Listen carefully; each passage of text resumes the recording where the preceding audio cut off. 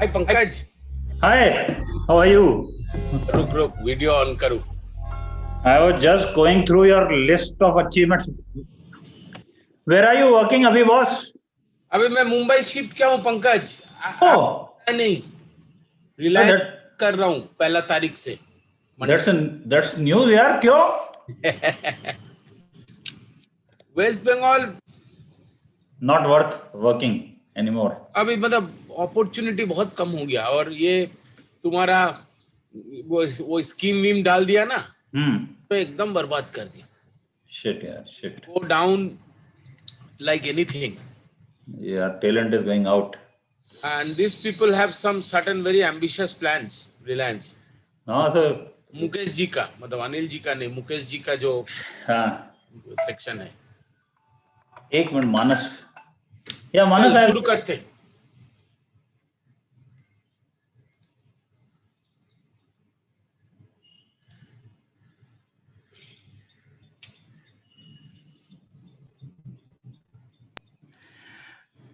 Okay, so can we start? Okay, good morning and a very warm welcome to this new day of learning. And I am really honored to be actually introducing today's chairperson. I think most of us know who Dr. Arindam Kar is, but then I'll have to give him an introduction. Dr. Arindam Kar is there's a long list of his degrees. So MBBS, MD, DNB, FNB, EDICM, FCCP, FCCM, FICCM. He has worked in various capacities at various top hospitals in Calcutta.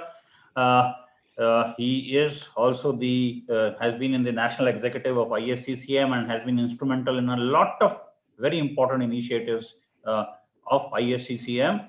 And he just told me that he is now joining Mumbai. So over to Dr. Arindam, and welcome to everyone once again. Arindam. Yeah, hi. Thank you, Pankaj, for your kind introduction. So without wasting time, because we have a very tight schedule today, let us all go through our academic journey of the second day of the virtual Criticare 2021.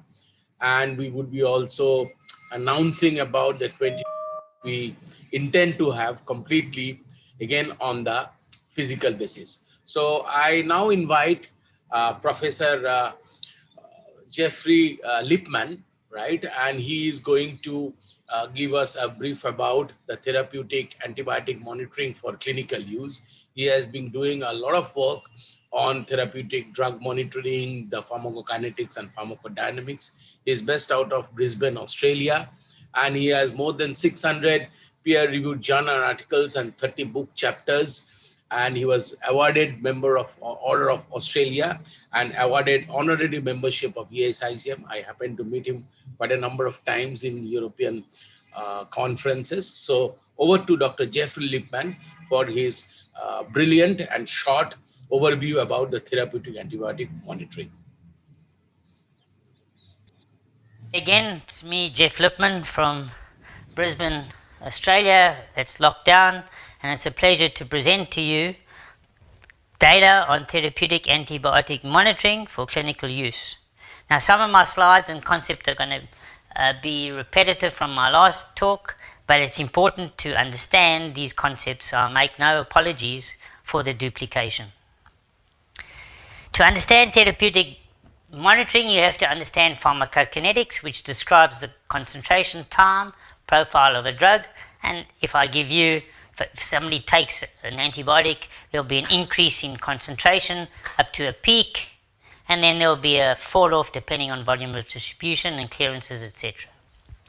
Pharmacodynamics correlates that concentration to the ability of the antibiotic to kill, such that the PD is concentration effect, dose concentration is PK, concentration effect is PD, and PK/PD is dose effect. And it's really what the body does to the drug is the pharmacokinetics.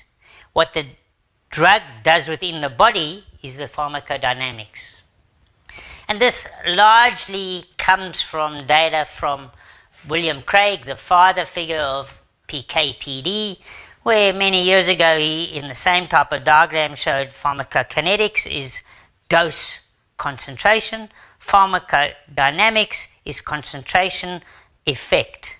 And if you look at antibiotics, it's the antimicrobial effect versus time, that's the pharmacodynamics. And the antibiotics, as you heard last time, can be divided into two big groups: colony forming units on this axis, time on that axis. If that's the control growth of colony forming units over time, and you add a little bit of gentamicin, there'll be a kill like that. If you add more gentamicin to the control Petri dish or the control thigh model, there'll be a quicker kill off of the organism. That's different to the non-concentration or time-dependent antibiotics, where if you have a certain concentration, there'll be a kill, and increasing the concentration won't improve the pharmacodynamic effects or the kill characteristics of, for example, ceftazidime. That yellow curve, if you plot the MIC across that yellow curve, the concentration-dependent antibiotics need a high Cmax to MIC ratio, whereas the time-dependent beta-lactam antibiotics need a long time of the yellow curve above the MIC. The pharmacodynamics discusses the concentration effect of a drug. And with antibiotics, it's difficult to understand the pharmacodynamic effect of the antibiotic. It's much easier to understand the pharmacodynamic effect of noradrenaline or norepinephrine, because you titrate the drug to an endpoint of blood pressure. That's the PD effect of noradrenaline, blood pressure. It's easy to monitor the PD effect of insulin. You monitor serum glucose. Therefore, you can see the difficulty in titrating a drug like antibiotics to its effect to kill. There's no real titratable bedside pharmacodynamic endpoint of antibiotics. The next important point is the way drugs are developed and marketed. Often they're found in a test tube, or nowadays in a computer, put into animal experiments to look at toxicity. If there's no toxicity in animals, it's often put into phase 1 clinical studies, again looking for toxicity, liver effects, kidney effects, etc. And from these two sets of experiments, you can then largely estimate the pharmacokinetics and the drug dose needed for marketing. And the company will then look at phase 3 studies, phase 2 to phase 3 studies in relatively non-ICU patients, sick but non-ICU patients, looking at maybe efficacy, but also looking at pharmacokinetics and side effects. And then the drug is marketed at a certain dose. But that marketing doesn't involve patients in ICU. It involves relatively non-sick patients with normal hemodynamics, with normal liver and kidney blood flow, and patients that don't have leaky capillaries and drips and pipes in every orifice. So it's not difficult to see that the ICU patient with all these drips, etc., will handle the drug differently to the standard package insert. And this slide has become quite common, where you can divide sepsis into the normal distribution type pharmacokinetics, and some patients in ICU will have end-organ dysfunction, and you may have to decrease the dose, because otherwise there will be high toxic plasma concentrations. There will be a group of patients in ICU with leaky capillaries and or increased volume of distribution, with increased clearances, and have low resultant plasma concentrations. And if you underdose, you'll have suboptimum outcomes. And then we may add extracorporeal circuits to the patient. But let's just concentrate on the increased clearances for a while. You've seen this slide before. Creatinine clearance on that axis, drug clearance on that axis. You and I, as we sit here, have creatinine clearances of 100. There's certain patients in ICU that have creatinine clearances much, much higher than you and I. And we coined the term augmented renal clearance. 4 different ICUs across the world were asked to look at augmented renal clearance in patients arriving in those ICUs with normal serum creatinine. Patients that come in with what looks like normal renal function, how many of those patients have augmented renal clearance? We showed 65% across the world in 4 ICUs with normal serum creatinine have augmented renal clearance. This is a different study, but the same concept. The Ghent group looked at all patients in their ICU on antibiotics over 600 treatment days. They looked at creatinine clearances and showed across a general ICU, 51% of patients on antibiotics had augmented renal clearance. We did a point prevalence study across 68 ICUs in Europe, looking at mid and trough beta-lactam, mid-dose and trough beta-lactam levels, and we showed huge variation. So all we did is we asked, please use your standard dose, send us the serum levels, we'll measure the serum levels, and there's a group of patients that come out with significant low serum concentrations on whatever drug dosing the clinician ordered. Those are the group that have augmented renal clearance. They tend to be the younger patient with an inflammatory response and normal renal function, particularly those that need fluid loading and or inotropes to defend the blood pressure. For example, here's a 19-year-old gentleman with multi-trauma, severe closed head injury. Right. 3rd week into ICU, he got a ventilator-associated pneumonia. His creatinine was normal, his hemodynamics looked normal, his urine output was 1, 2, everything looked normal. Right. We at this stage knew that we were going to need higher than normal doses of meropenem. We gave him 2 gram meropenem 8 hourly, and we couldn't measure a trough level. It was undetectable. We did creatinine clearance in this patient, 224 mils a minute with a huge cardiac output. So, augmented renal clearance increases meropenem clearance. And sometimes you have to give meropenem 2 grams 6 hourly, as against the standard dose of 1 gram 8 hourly. This concept has been reviewed recently in a 2018 article, a good article from this group, showing that augmented renal clearance occurs in younger polytrauma patients with lower severity of illness. Largely the head injured patients are the classical example. And this is a good review article. I want to change tack to look at protein binding in ICU. We gave a group of patients 2 grams ceftriaxone daily and measured serum concentrations.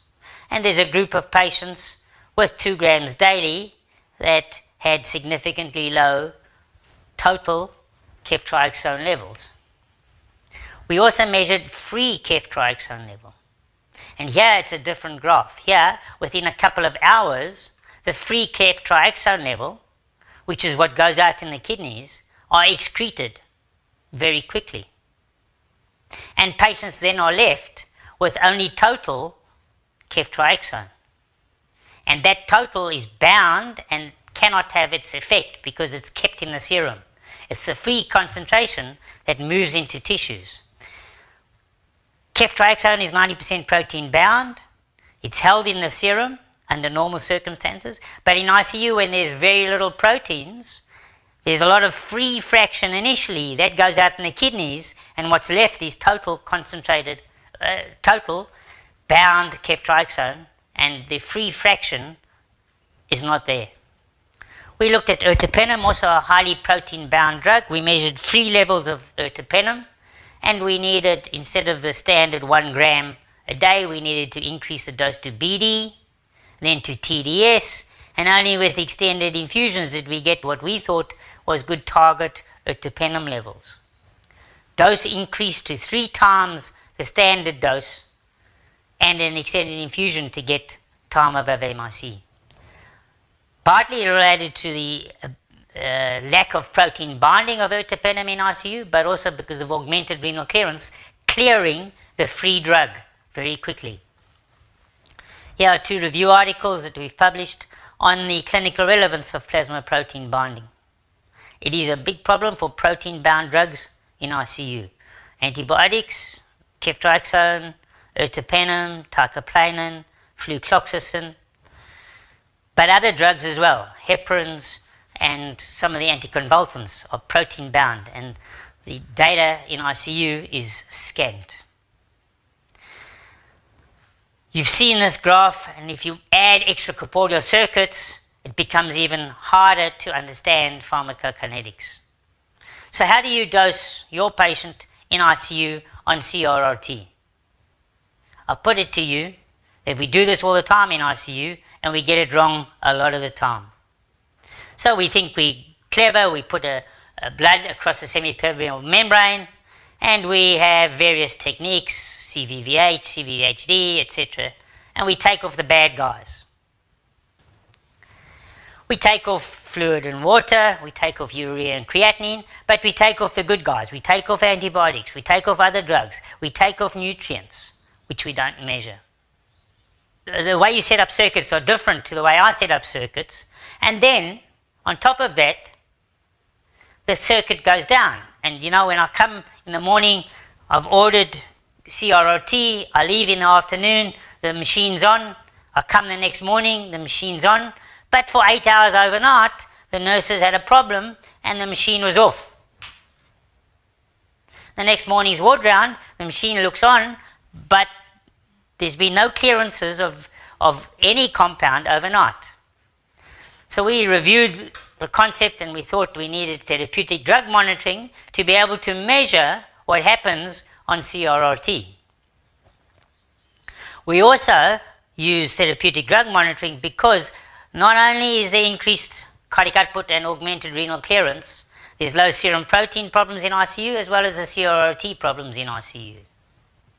And if you look at this diagram, you can see low levels on that side, high levels on that side, unless you change your doses.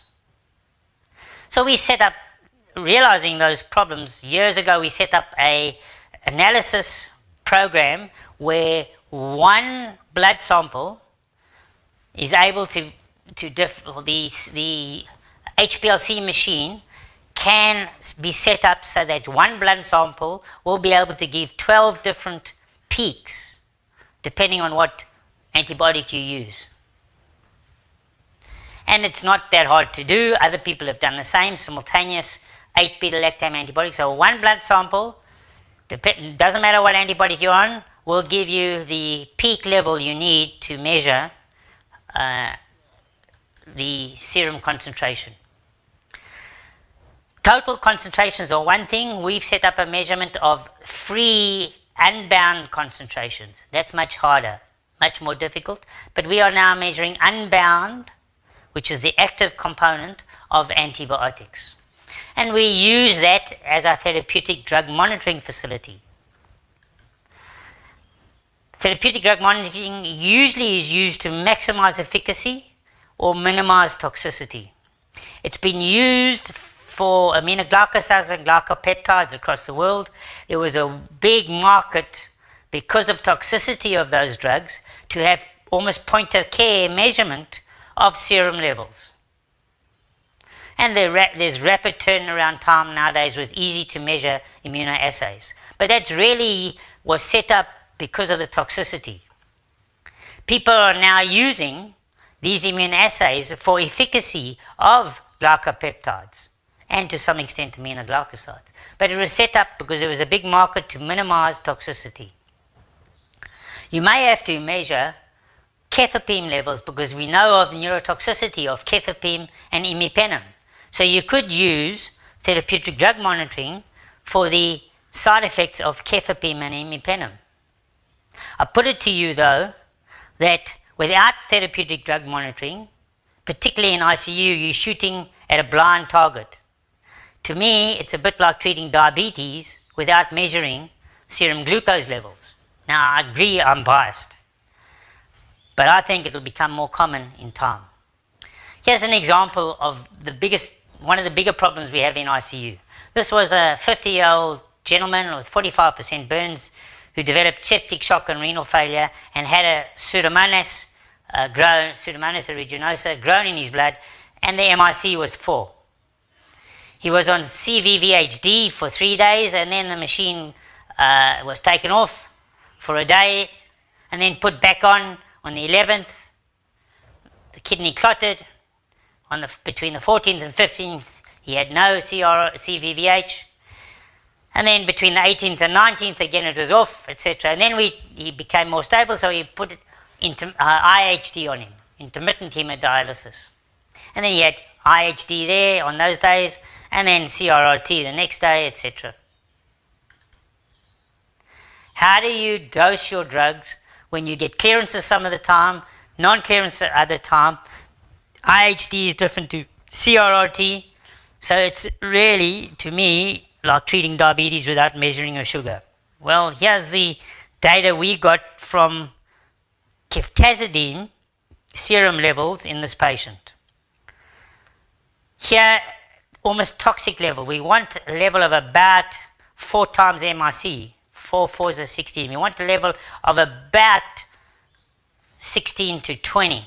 We got 62 over there because the machine had been off for a while. We were running levels a little bit higher than what we would normally want until we organized enough dose and tailored the dose according to the dialysis and depending and on previous TDM levels. We give these high doses because we realize that giving low doses allows low concentration to be at the site of the bacteria, and bacteria will become resistant if the concentration of an antibiotic is particularly low. All organisms will become resistant if exposed to subtherapeutic antibiotic concentrations. And it's because of this, although there's a large safety zone for beta-lactams, we want to maximize the efficacy of the beta-lactam. We've done pharmacokinetics for years. We think we understand ICU patients and ICU pharmacokinetics. We think we'll be able to increase the dose with augmented renal clearance, and we'll think we'll be able to change the dose with renal dysfunction. Knowing all of this, we looked at 236 patients over an 11-month period, and we thought we were clever, but measured TDM. And we had to dose adjust, even though we thought we were clever, 74% of the time, either too high or too low, depending on various phenomena in ICU.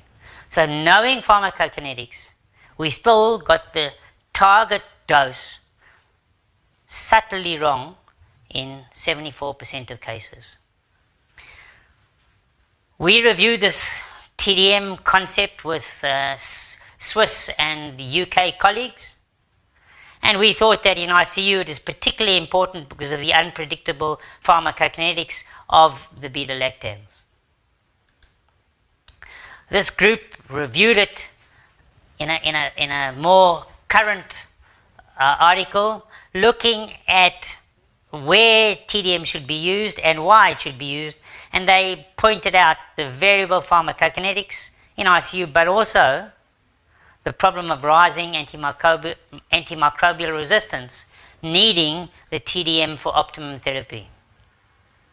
You've seen the slide before, a serum level with an MIC, and you need a particular time above MIC for optimum therapy. So what is this magic time above MIC? The initial data suggested you need 40% time above MIC for the beta-lactams. Well, you may need 40% time above MIC for carbapenems, but you probably need 50% for penicillins and even 60% sometimes for the cephalosporins. But this retrospective analysis showed that the outcomes were better for cefepime and ceftazidime if the time above MIC was 100% of the interval. So the higher the dose gave better outcomes, particularly time above MIC of 100%, getting best clinical cure. In vitro modeling from Johan Mouton and colleagues looked at MICs of Pseudomonas and looked at the best outcome for time of A1C, particularly for Pseudomonas, and showed that the best outcomes were obtained if the time of A1C was 4 times the MIC.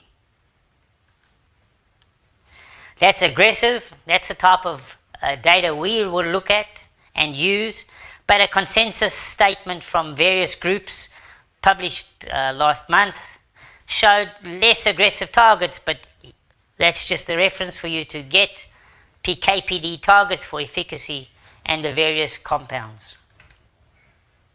You've seen this slide before. Multi-trauma needing high-dose meropenem, and unless you are targeting your meropenem levels, you're going to get underdosing. Here we used extended infusions and high doses to get serum levels in various patients. We retrospectively looked at our high dosing targeted at serum levels, and we could find no toxicity from those high doses with TDM. Just remember, these are the two commonest alterations in ICU: a high volume of distribution, particularly with volume loading, and high clearances, particularly with augmented renal clearance.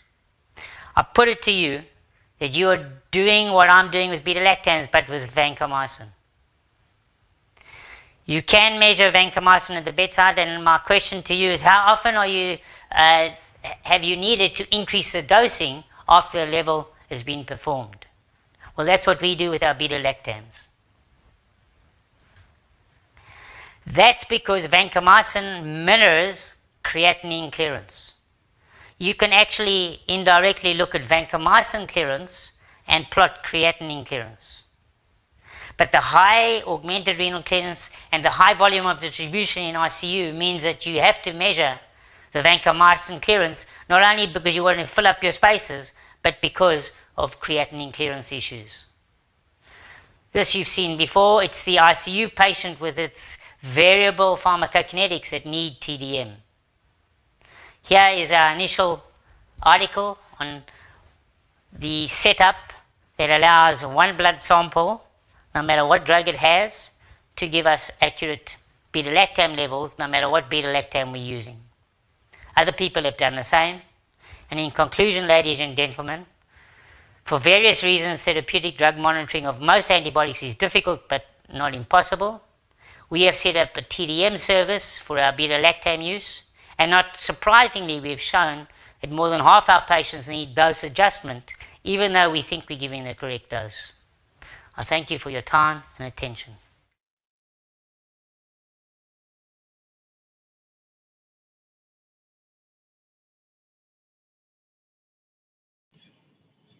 It was nice to have listening from Professor Jeffrey Lipman, and a lot of things that were little ambiguous on our practice. So we tried to get that resolved, and I hope we will be using more therapeutic drug monitoring to optimize our antibiotic regime, as well as to get rid of infections.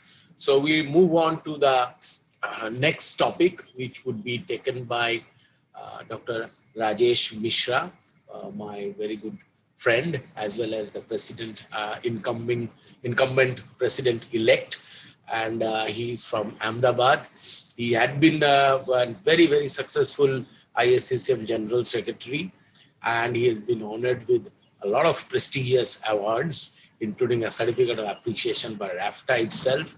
He's a fellow of Indian College of Critical Care Medicine, and he had won the Presidential Citation Award for multiple number of times. And the last physical conference was very ably being organized by Rajesh as our organizing secretary. So he is going to give us an overview of the acute kidney injury guidelines published by ISCCM. Over to you, Rajesh. So hello everyone, and welcome to the one of the most important session for this AKI ISCCM guideline recommendation. This recommendation has been submitted to ISSM Guideline Committee for formal approval, and then it will go to the General for further review and publication. But with the permission of the President, President-elect and General Secretary, and on the recommendation, we are formally presenting what we have done in last couple of months about the ISSM AKI guideline. I was the chair for this guideline. It has been developed under my chairmanship. We have other very good, important colleagues to contribute, where Dr. Kamal Sodhi, Dr. Gunjan Chatlani, Dr. Keshi Prakash, a nephrologist from Chennai, and around 15 other practicing intensive care specialists from India, and 5 to 6 nephrologists were there.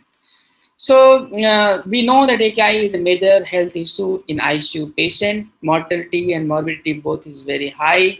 And around 50% of the patients now know that the sick patient may develop into CKD condition, and they may need lifelong renal replacement therapy.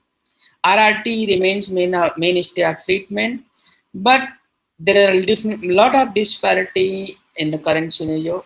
So to address this, we try to develop our own guideline for ISSM. This committee was formed in June 2020, included experts from critical care field and nephrology, and around 15 intensivists and 20 nephrologists participated. We did major search on online search of all available RCT, on Cochrane reviews, database, including Medline, Embase, and PubMed, and then systemic review and meta-analysis, and including some of the important case studies where appropriate data or appropriate RCTs were not available. We graded the guideline. Grade 1 was a strong recommendation, grade 2 is a weak recommendation, and which was further substantiated by the quality of the supporting evidence was graded as A, B, C. As you know that A comes from the very strong evidence, like either there is a randomized controlled trial or well-reviewed systemic review or meta-analysis, while grade B and C come from the observational study with important medical flaw, and C is more of the individual case report or individual opinion. So based on the available evidence, and apart from that, there were certain conditions where we practiced, but we did not have any evidence. For that, we have practiced as we have placed as UPP. The scope of document is only for the acute kidney injury in ICU in adult patient. This one acute on CKD or acute kidney injury. There are two sections. This one is acute kidney injury section, and second is the renal replacement therapy section. In AKI section, first thing we have addressed is definition and staging, and which we stuck that a term of acute kidney injury has to be used, which was a UPP. KDIGO criteria for defining and staging of AKI is accepted, and this is well accepted for our research purpose. So we stuck to that and we graded it 1A. But the most important thing that we recommend is the risk stratification. In all the patients who come to ICU should be done with the evidence of 1B. These risk factors are hypertension, diabetes, burn, cardiac trauma, exposure to volume depletion and overload, and nephrotoxin. If a patient comes in any of the category, we need to stratify the risk, and we need to recognize early AKI in this patient who has these risks. And there should be preferably, not preferably, there should be there are evidence a computerized and machine learning algorithm which are being developed as it comes with grade 2B to alert all the practicing physicians and nephrologists about the risk of AKI in a patient who has high risk. And we need also to practice the use of AKI care bundle to prevent the development of AKI. Particularly, this is highly recommended in all the patients who undergoes cardiac surgery or in critical patient. For cardiac surgery patient is 1B. So in 1B, cardiac surgical patient, we need to be even more alert because they have high risk of developing AKI. We need to include in our bundle at least hemodynamic optimization, volume status optimization, blood sugar control, avoiding nephrotoxin, and a stewardship bundle for surgical patients. So all surgical patients should have a bundle to prevent AKI. Early recognition and management. we need recommend that reversible factor etiology should be identified early, intervene early to prevent progression of AKI. There should be continuous hemodynamic monitoring in all these patients, particularly in all these patients. If they're going for intervention, they're in ICU, invasive, at least monitoring should be done. We need to maintain a mean arterial pressure of 70-75 in the patient.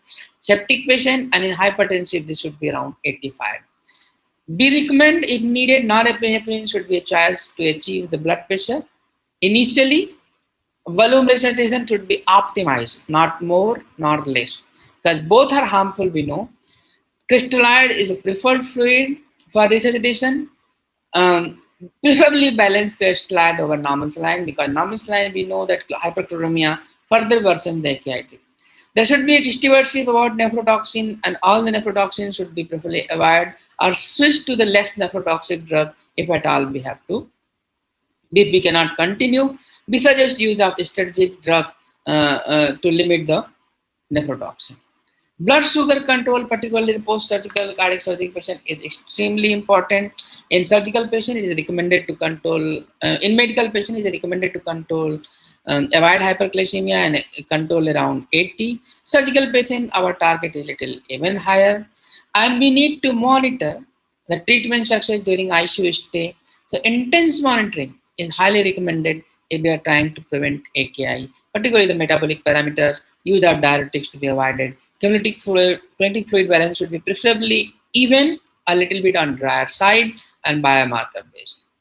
Lab diagnosis, we recommend AKI should be diagnosed based on the AKI criteria of KDO, and a systemic diagnostic workup should be done towards the etiology, because when a patient of AKI comes, it may happen that there can be a nephrological cost and post-nephrological cost to find the cause of AKI, and which is very important, because many a time we miss the glomerulonephritis, many time we miss the obstructive uropathy if it is etiology is not. So it's very important. We need to find the cause of AKI in all the cases of AKI.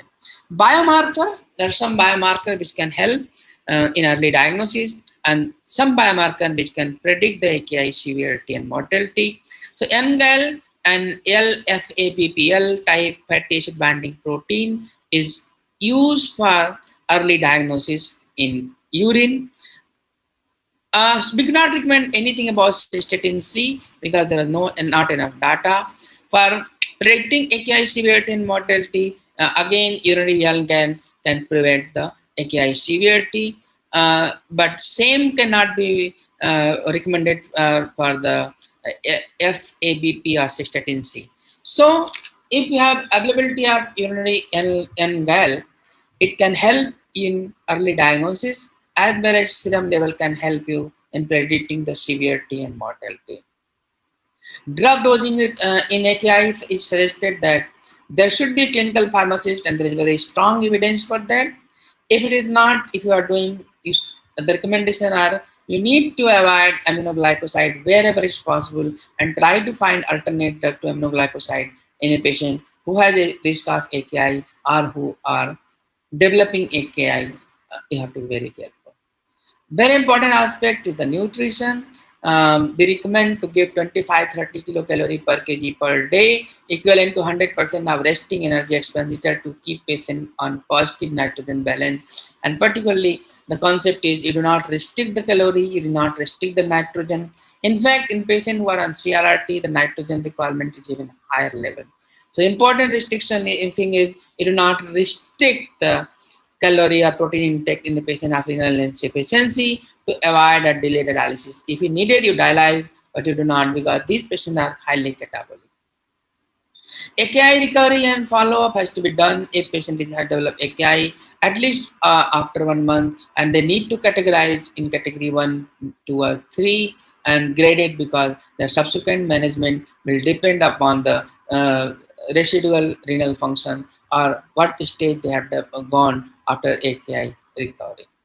AKI follow-up bundle includes the measuring blood pressure, creatinine, EGFR, urinary dipstick to look for the proteinuria, checking medication, avoiding all nephrotoxin drug, and appropriate use of RAS if it at all has to do in a patient who has proteinuria and CKD. So these are something which I check bundle all the patients who has AKI and who are recovering. If you are following up, you need to see that. The second section, we have recommended on renal replacement therapy, and it is suggested that it is suggested that choice of RRT mode should be developed or should be advised as per the availability, facilities, and clinical experience of the treating doctor. And the clinical status of the patient, that is fluid status, hyperkalemia, metabolic state, or hemodynamic state, so and cerebral edema. So these clinical and local expertise available should be taken in consideration when we are suggesting RRT. It is recommended that CRRT should be preferred over SLED rather than ISD. Or SLED should be preferred over ISD in patients who are ammonacally unstable. There is slight preference of CRRT over SLED if at all is available. Otherwise, SLED can be done if you know how to do. In life-threatening situations like hyperkalemia and cardiac arrhythmia, we recommend IHD for rapid correction if patient is hemodynamically stable. If it is not available, then you have to go for SLED or CRRT.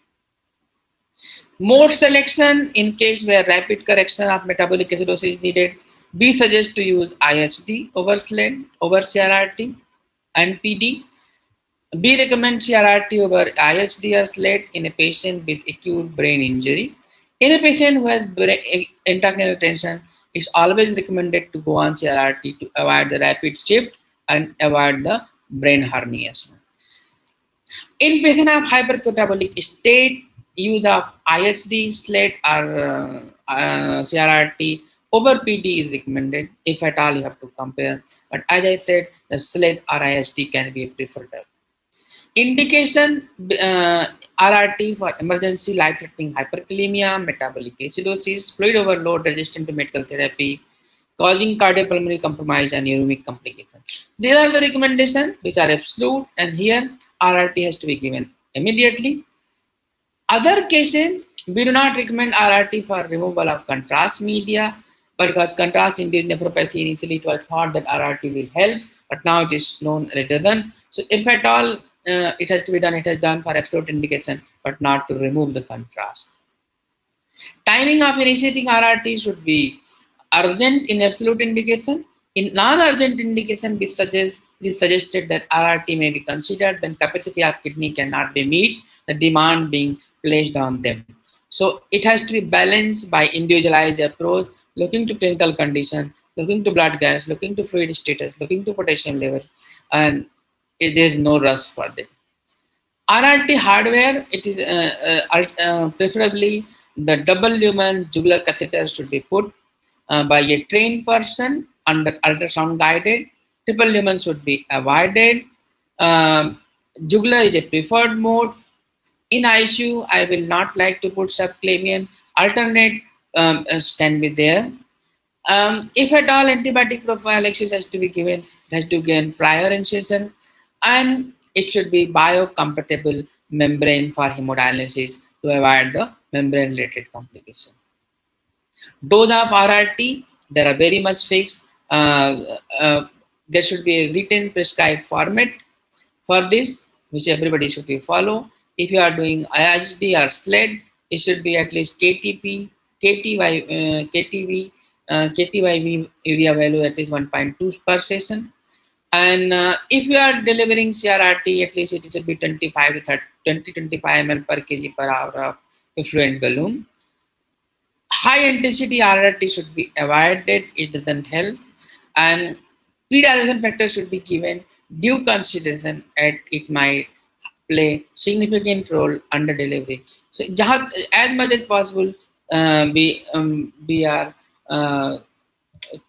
avoiding pre-dilation rather than trying to keep post-dilution to avoid the wash or to hemodilute the things. Monitoring during RRT should be protocol-based, intense in a patient who are sick. We need intensive hemodynamic monitoring, breath pressure dose. We monitor closely volume status. We monitor the sensorium. Apart from that, biochemical monitoring of at least ABG, renal function, electrolyte should be very. So there should be a close monitoring. Apart from that, we need to also be very careful about the dose delivery of RRT. Whatever RRT we are giving, it should be normalized, it should be able to normalize the metabolic status. If it is not there, then we need to look for the dose delivery of RRT, it is sufficient or not, and accordingly we need to change it. Recommendation for anticoagulation are very much important. In a patient who is having bleeding tendency, we can avoid any anticoagulant. In a patient who needs SLED or intermittent dialysis, uh, either preferably heparin if there is no alternative coagulation is preferred. In a patient who needs CRRT, regional anticoagulation is being preferred over heparin in a center who are experienced. If it is not, then you can use heparin. If patient has got coagulopathy or impaired coagulation, again RCA for the CRRT is recommended, and for conventional dialysis, heparin anticoagulation free dialysis can be tried with intermittent flush. So regional citrate anticoagulation plays very important role, and it should be preferred, and one should get trained for if you want to prolong the filter life in CRRT.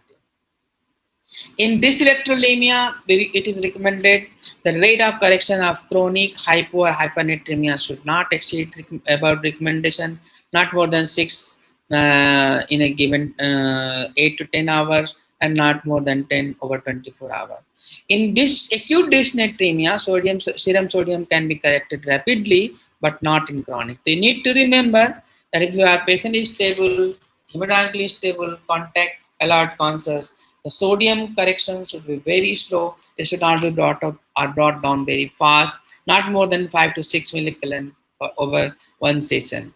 But if it is a severe patient having altered sensorium, and if you are dialyzing for acute dysnatremia, here you can correct the sodium and bring them normal. RRT for management of refractory dysnatremia, it is suggested if it is refractory and not getting corrected, maybe it is hypo or hyper.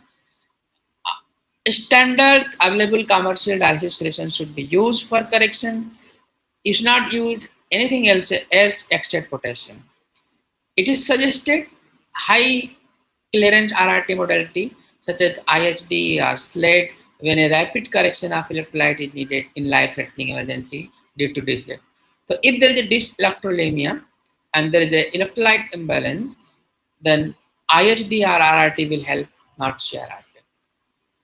Renal replacement for toxicology, our recommendation is against the use of routine RRT based on the dose of ingested toxin or serum drug level in absence of signs of toxicity. If there is a signs like there is altered sensorium, like altered altered blood gas analysis, or there is a secondary complication with toxicology, then one can use RRT. RRT should not be used to remove the toxin based on its drug level, and there is no.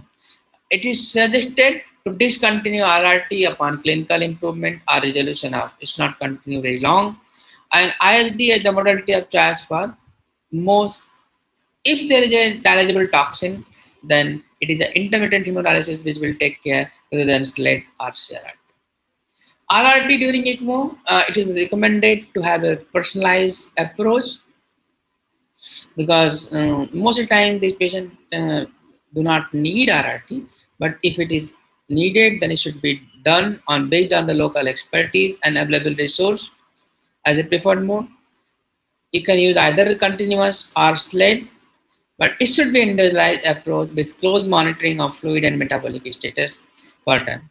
We do not, one technique over other is not recommended, it's all based on the expertise is being recommended. Weaning from RRT is the most important thing, and what we recommend that weaning for RRT should be considered when intrinsic capacity of kidney have increased to a degree sufficient enough to cope with the metabolic and fluid demands. That is a UPP. It is recommended that spontaneous improvement in output from oliguric to non-oliguric phase, that is 500 ml per day, or urine creatinine clearance more about 15 to 20 ml per minute may be considered as a reliable clinical parameter to consider weaning. You have to remember that it's not oliguric to non-oliguric, it's spontaneous. If you give somebody diuretic and urine output improves, that's not an indication to, that is not the criteria to consider for the weaning. Withdrawal from RRT may be considered in a case deteriorating.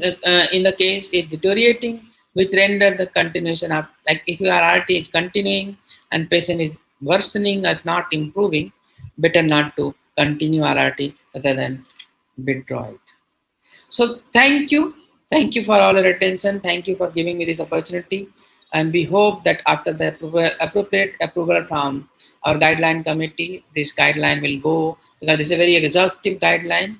And once it comes to the publication, it's going to help a lot of people to understand about it. Thank you for your attention.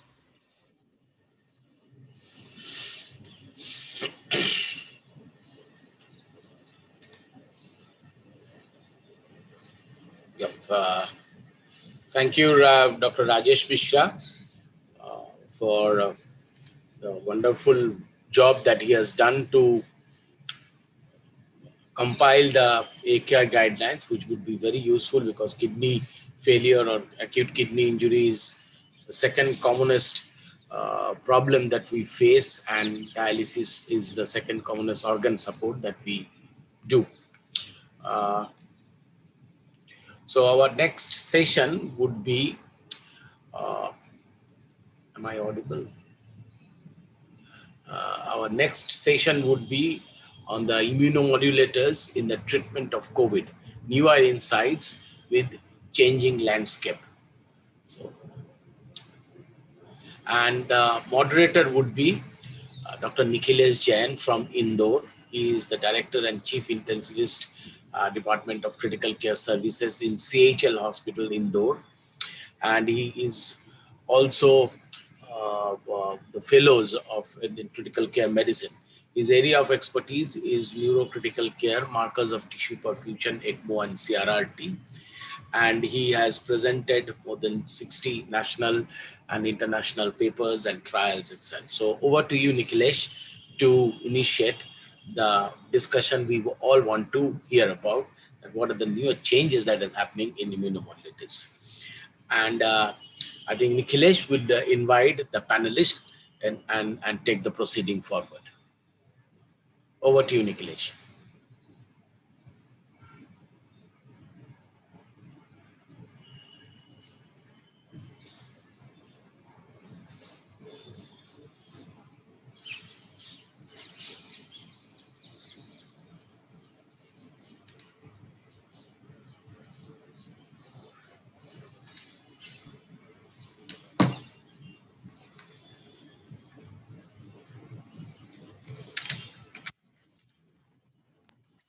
In critical care, we would be talking on role of certain immunomodulators in COVID infection, probably with somewhat more focus on tocilizumab and how to use it and how to go about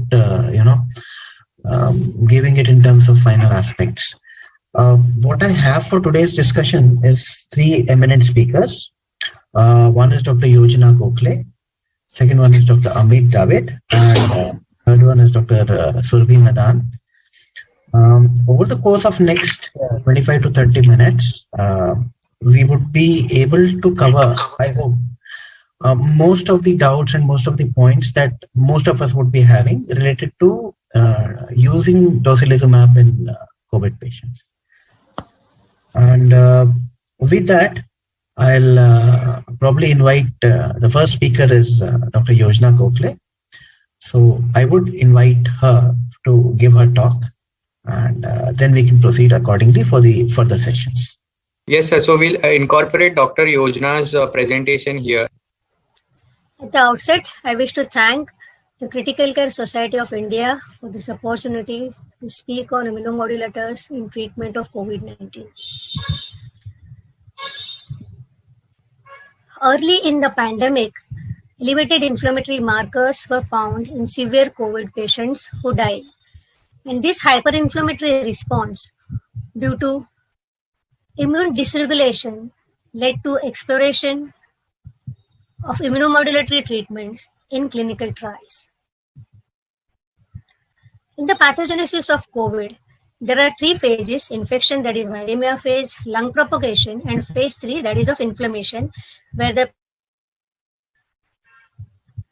hypoxic respiratory failure, myocarditis, acute kidney injury, various inflammatory cytokines like IL-1, IL-6, GM-CSF, TNF-alpha are elevated, leading to hypoxic respiratory failure. This is at a molecular level. The patients also get damage to the endothelium and ultimately microthrombi and large thrombi for pulmonary vasculature. So immunomodulators so far tried for COVID-19 are steroids, interleukin-6 blockade, JAK inhibitors, convalescent plasma, monoclonal antibodies, hydroxychloroquine, and colchicine. Let us start with age-old steroids. On 7 July 2020, recovery trial was published in New England Journal of Medicine. They enrolled 6,425 patients, 6,425 hospitalized patients. Patients were given single dose 6 milligrams of dexamethasone daily for up to 10 days. And mortality on day 28 was the primary outcome. What they noticed was there was significant reduction in mortality with use of tocilizumab in patients who are requiring oxygen. This improvement was much more in patients who are on mechanical ventilators, 29% versus 41% mortality in DEXA and no DEXA group. But patients who are not on supplemental oxygen, there was no reduction in mortality in the DEXA group. Rather, DEXA group had higher mortality. Meaning thereby that patients who are hypoxic, they are benefited by dexamethasone, 6 milligram daily for up to 10 days. This slide reveals meta-analysis of 7 published randomized controlled trials on steroids in COVID. Now, some of these trials use DEXA ranging from 6 milligrams to 20 milligrams. Some used hydrocortisone, 200 milligrams, either single dose or divided dose, and methylprednisolone, 40 milligrams, BID. All these trials revealed there was benefit with steroids with p-value of 0.001. Coming to IL-6 inhibition. There are so far 8 randomized controlled trials and 20 observational studies published on tocilizumab in COVID-19. The results are contradictory. Observational studies enrolled critically ill patients, whereas randomized controlled trials which gave negative results, the ones which are shown in blue text, they enrolled little milder ARDS by definition. The number of patients enrolled in these trials was small. Out of these blue trials, the BACC trial conducted in Boston and RCT-TCZ trial from Italy, the mortality was 3.3 in BACC and 2.4 in Italian trial, whereas in both these countries, that is USA and Italy, the mortality for hospitalized patient was for USA it was 22%, whereas for Italy 29%. So definitely the patient enrolled were small. And for sample size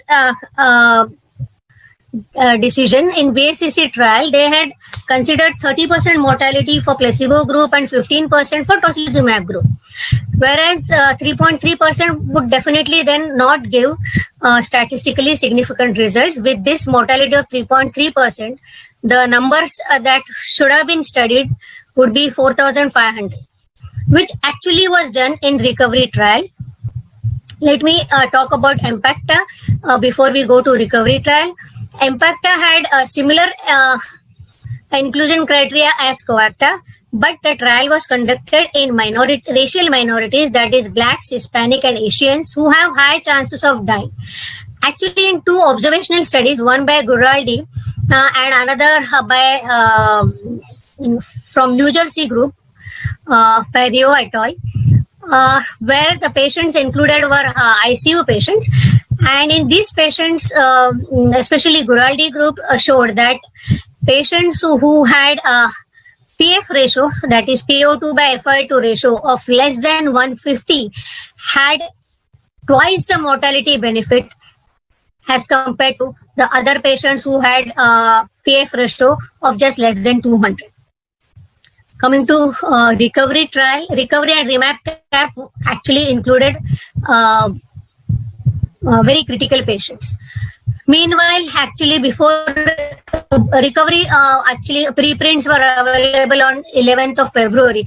But then I was very restless that people had stopped using tocilizumab and we were finding it to be useful. So I wrote an editorial, tocilizumab or no tocilizumab, in February issue of Journal of Physicians of India. Coming to, these are the preprints published on 11th February 2021 for recovery trial on tocilizumab, which included 4,116 patients, 2022 in tocilizumab group and 2094 in the placebo group. And primary outcome was mortality at 21 days, which was significantly less in the tocilizumab group with p-value of 0.007. Also, patients who are not on invasive mechanical ventilator at the time of randomization, there was reduction in risk of progression to invasive ventilator or to death, and this risk reduction was significant. 0.0005 was the p-value, and there was no increased risk of infection with tocilizumab. This is the link for the preprints. This was a meta-analysis of tocilizumab in COVID-19. So far, 8 randomized controlled trials have been published, and the conclusion is the overall results are here. Mortality 24.8% versus 27.1%. Total number of patients studied were more than 5,000. And in hypoxic systemic inflammation, combination of systemic corticosteroids with tocilizumab was found to reduce mortality by 1/3 and by half in patients who are on invasive ventilators. So the patient should be a hypoxic patient. A word about our COVID workload in San Hospital. We so far treated 5,696 patients. More than 75% of our admissions were hypoxic, and we had a mortality, hospitalized patient mortality of 17%, 16.9% to be precise. We used tocilizumab from 13 May onwards in 550 patients, so less than 10% of patients only we could give tocilizumab, because we used it only in patients who had more than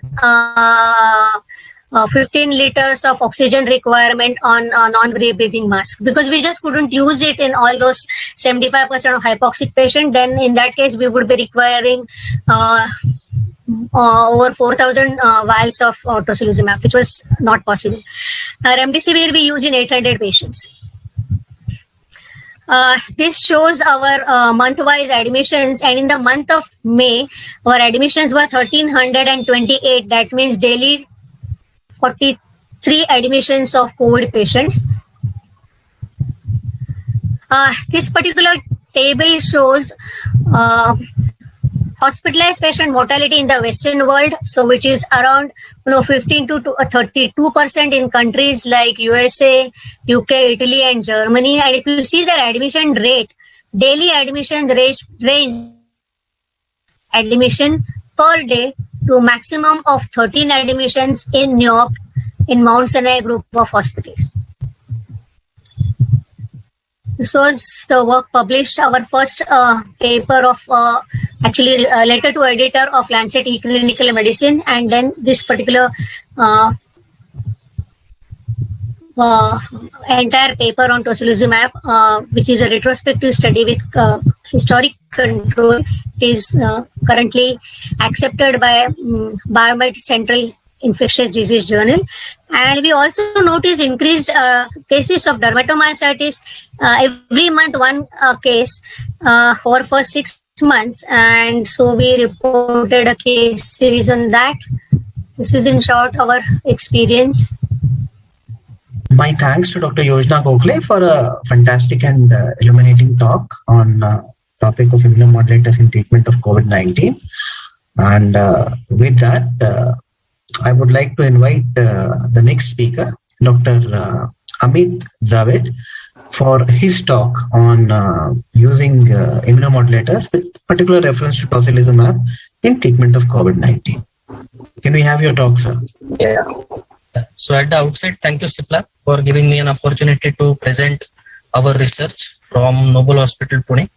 Our paper titled Combination Therapy of Tocilizumab and Steroids for Management of COVID-19 Associated Cytokine Release Syndrome has been submitted for publication to the journal Medicine and has been published in the preprint server medRxiv. Next slide.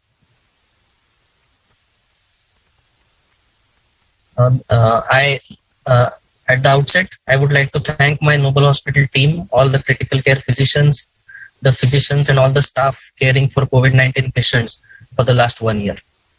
So in this study, we included patients who were suffering from COVID-19 associated cytokine release syndrome and ended up getting tocilizumab and steroids for the treatment of the same.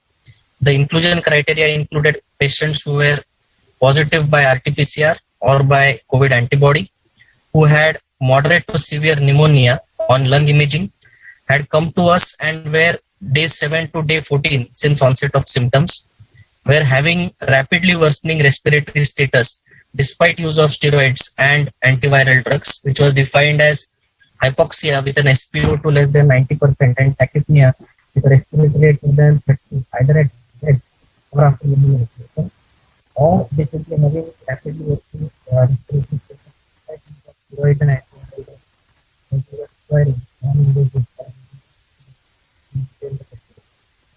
In addition to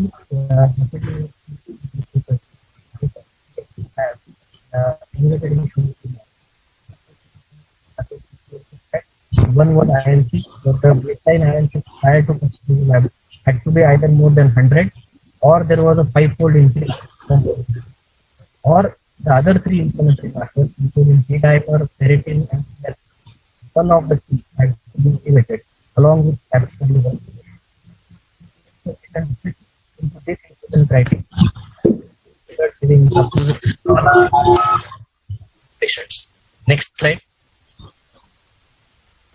The exclusion criteria included the tocilizumab was not given to pregnant females. They were not given to patients having active systemic infections like bacterial or fungal infections, patients having active tuberculosis and having active hepatitis B or C. Those patients having history of inflammatory bowel disease were also not given tocilizumab. Patients who refused tocilizumab therapy for management of cytokine release syndrome, or those who were administered tocilizumab in another institute prior to transfer to Noble Hospital, were also.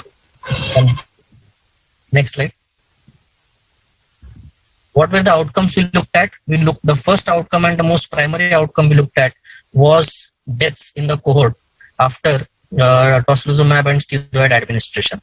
The secondary outcomes which we looked at was the number of patients who received non-invasive or invasive ventilation while taking tocilizumab therapy. We also looked at the number of patients who could be weaned off the ventilator, either NIV or the invasive mechanical ventilation, and discharged from hospital. We also looked at incidence of infectious complications, bacterial or fungal superinfections developing in patients after tocilizumab and steroid administration. Next slide. So we looked at the period from 2nd April 2020 when our first patient in Noble Hospital was admitted, and 2nd November 2020 when the database was closed. So the entire period of 7 months was looked into. During that time, Noble Hospital admitted 2,831 COVID-19 patients. Out of these patients, 515 were developed cytokine release syndrome and were administered tocilizumab plus steroids. The media included 25% females. Almost 40% of people were elderly with age more than 60 years of age. Diabetes mellitus and hypertension were the most common comorbidities seen in patients in our cohort.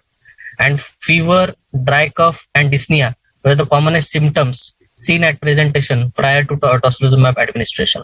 Next slide. Before tocilizumab administration, almost 43% of patients had lymphocytopenia, that their lymphocyte count was less than 1,000 copies per ml. 16% patients had thrombocytopenia, that means that platelet count was less than 1.5 lakh. 30% of patients had IL-6 more than 100. 20% of patients had D-dimer more than 1,000. And 23% of patients had CRP more than 100. When we looked at the CT severity index or CT score, which we commonly see in our patients, 63% of patients had severe disease on CT scan with their CT score more than 15. When we looked at PaO2 by FiO2 ratio, almost 47% of patients had a PaO2 by FiO2 ratio between 100 to 200, and 36% of patients had a PaO2 by FiO2 less than 100. Majority of the patients are having severe COVID-19 and were in ARDS because of cytokine release syndrome. Next slide. So once the tocilizumab was administered, we administered tocilizumab at the dose of 8 mg per kg. So the dose of tocilizumab was given as 400 mg in 47% of patients and 800 mg in 48% of patients. In 5% of patients, we ended up giving one extra dose of tocilizumab. Why? Because some of the patients were morbidly obese with a weight more than 100 kg, because of which the total cumulative dose of tocilizumab went more than 800 milligram, while some patients were having persistent hyperinflammation, persistent dyspnea, even after administering 800 mg of tocilizumab. In such special cases, one extra dose of tocilizumab was considered to wean the patients off the NIV. Median time to administering tocilizumab after onset of symptoms was 9 days since onset of symptoms. Median time to tocilizumab administration after hospital administration was 2 days. So within 48 hours of admission in the hospital, majority of the patients who were in cytokine release syndrome ended up getting tocilizumab.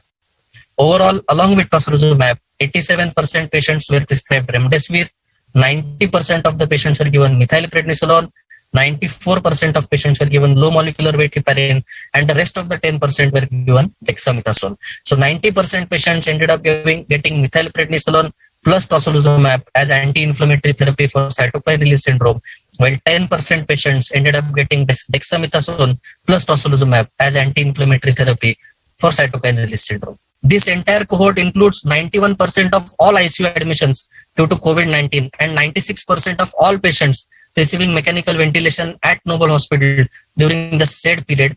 Our cohort is the largest reported database of patients who are administered tocilizumab plus steroids for management of cytokine release syndrome and ARDS in the world.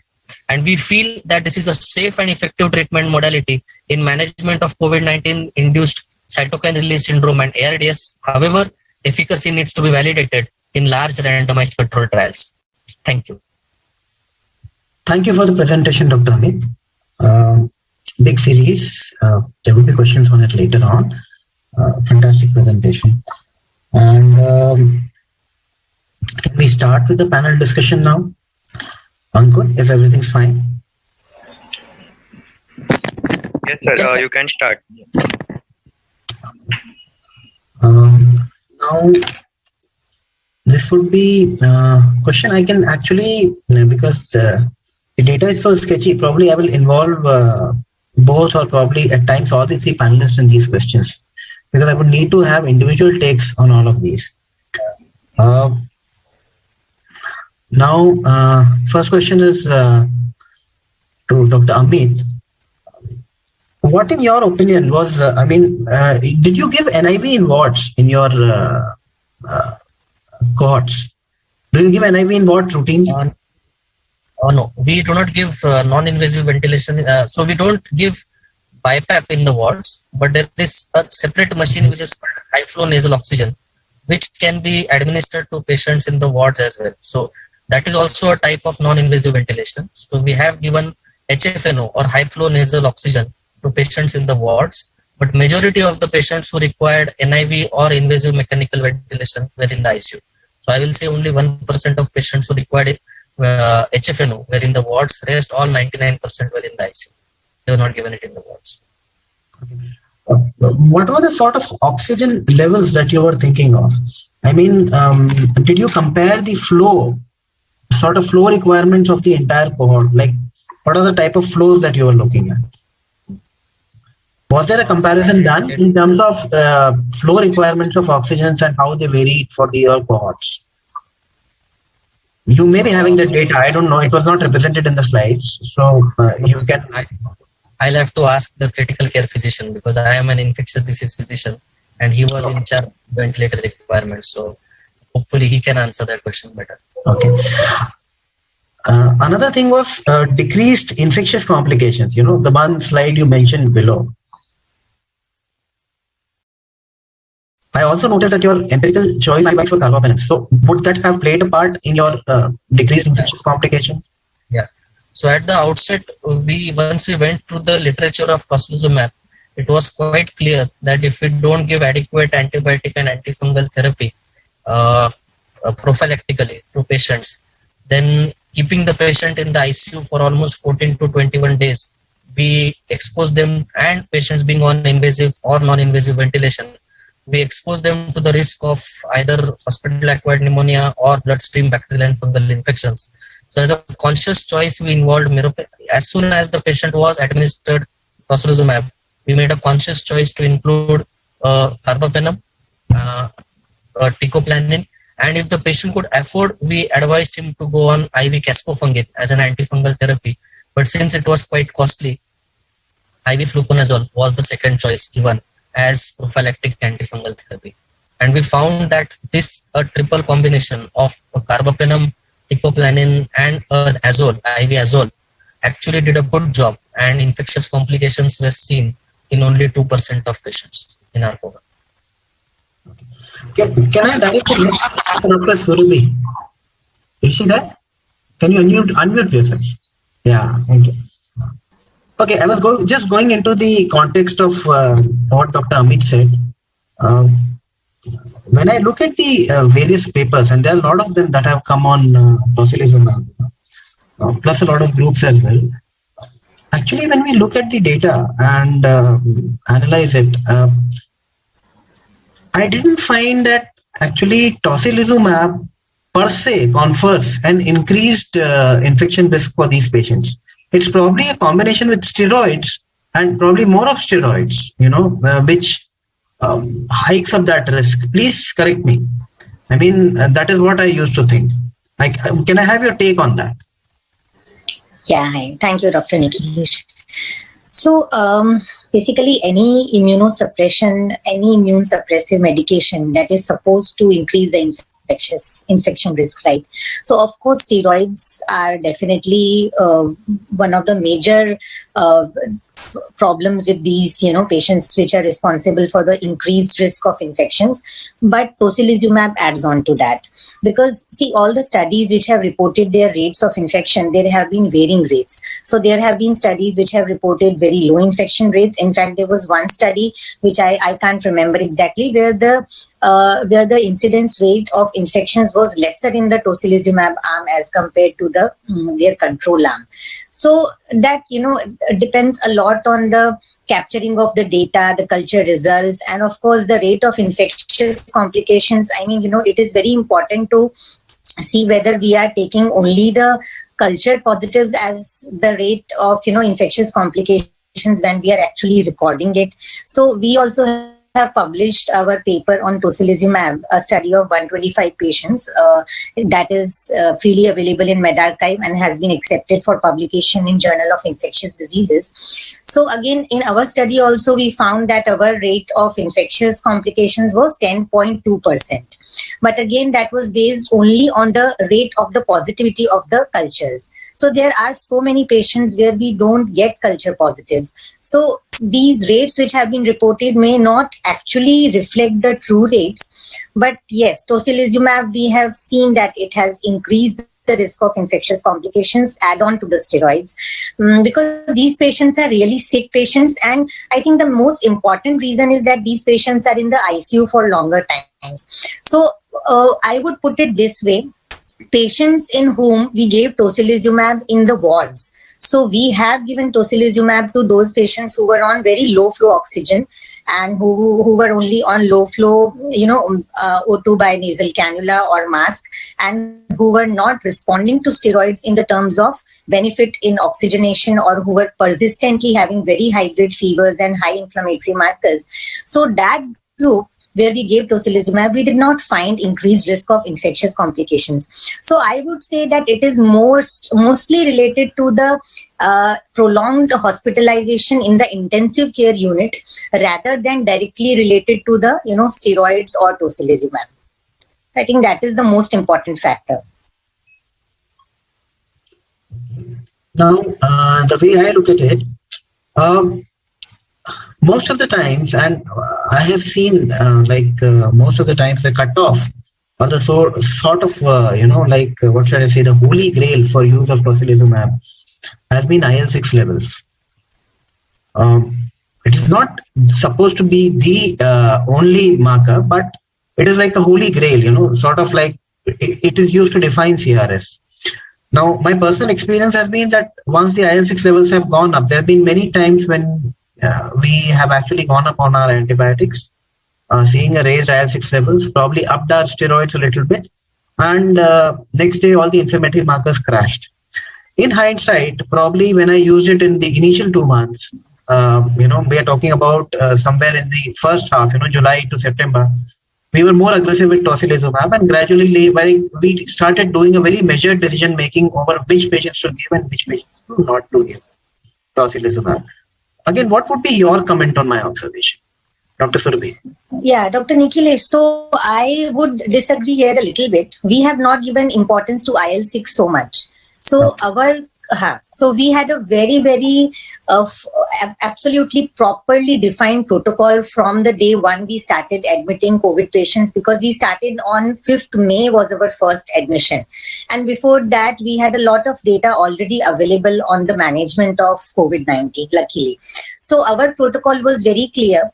We defined the use of tocilizumab in those patients who had basically CRS, which reflected in the terms of increasing oxygen requirement, hypoxemia, as Dr. Dravid mentioned, or even, persistently high-grade fevers with increasing inflammatory markers. When I say high-grade fevers, then I mean of the range of 102 to 104 persistent fever spikes. And because these were the patients, we realized later on they ultimately landed up into hypoxemia when their fevers did not crash and inflammatory markers were increasing. But we did not use tocilizumab upfront. So our protocol was those patients who were not responding to steroids 48 to 72 hours at least. Very few patients, like 2 or 3 patients, we used tocilizumab upfront when they presented in an absolutely, a fully blown cytokine storm, and when we could actually predict that they are going to crash in front of us. So when we had this protocol defined and we used 10 of us, we were managing COVID in our hospital, 10 consultants, and we strictly followed the protocol.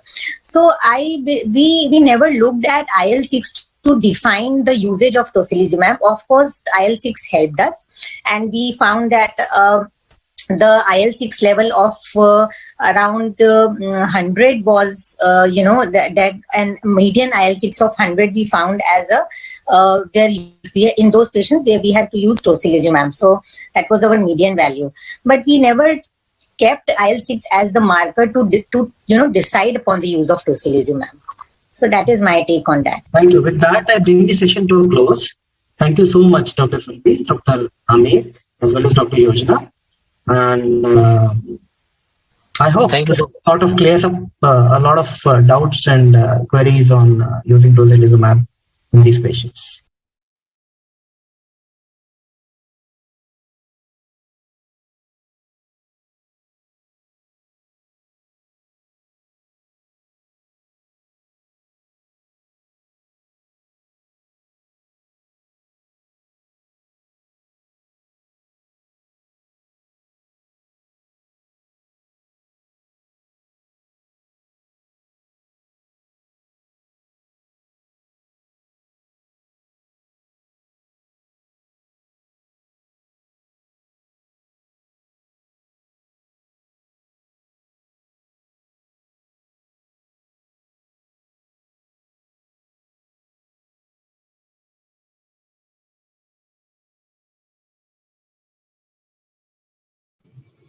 Hi, we had a lovely learning and very important lesson from the group of panelists and moderator Nikhilesh about the immunomodulators use.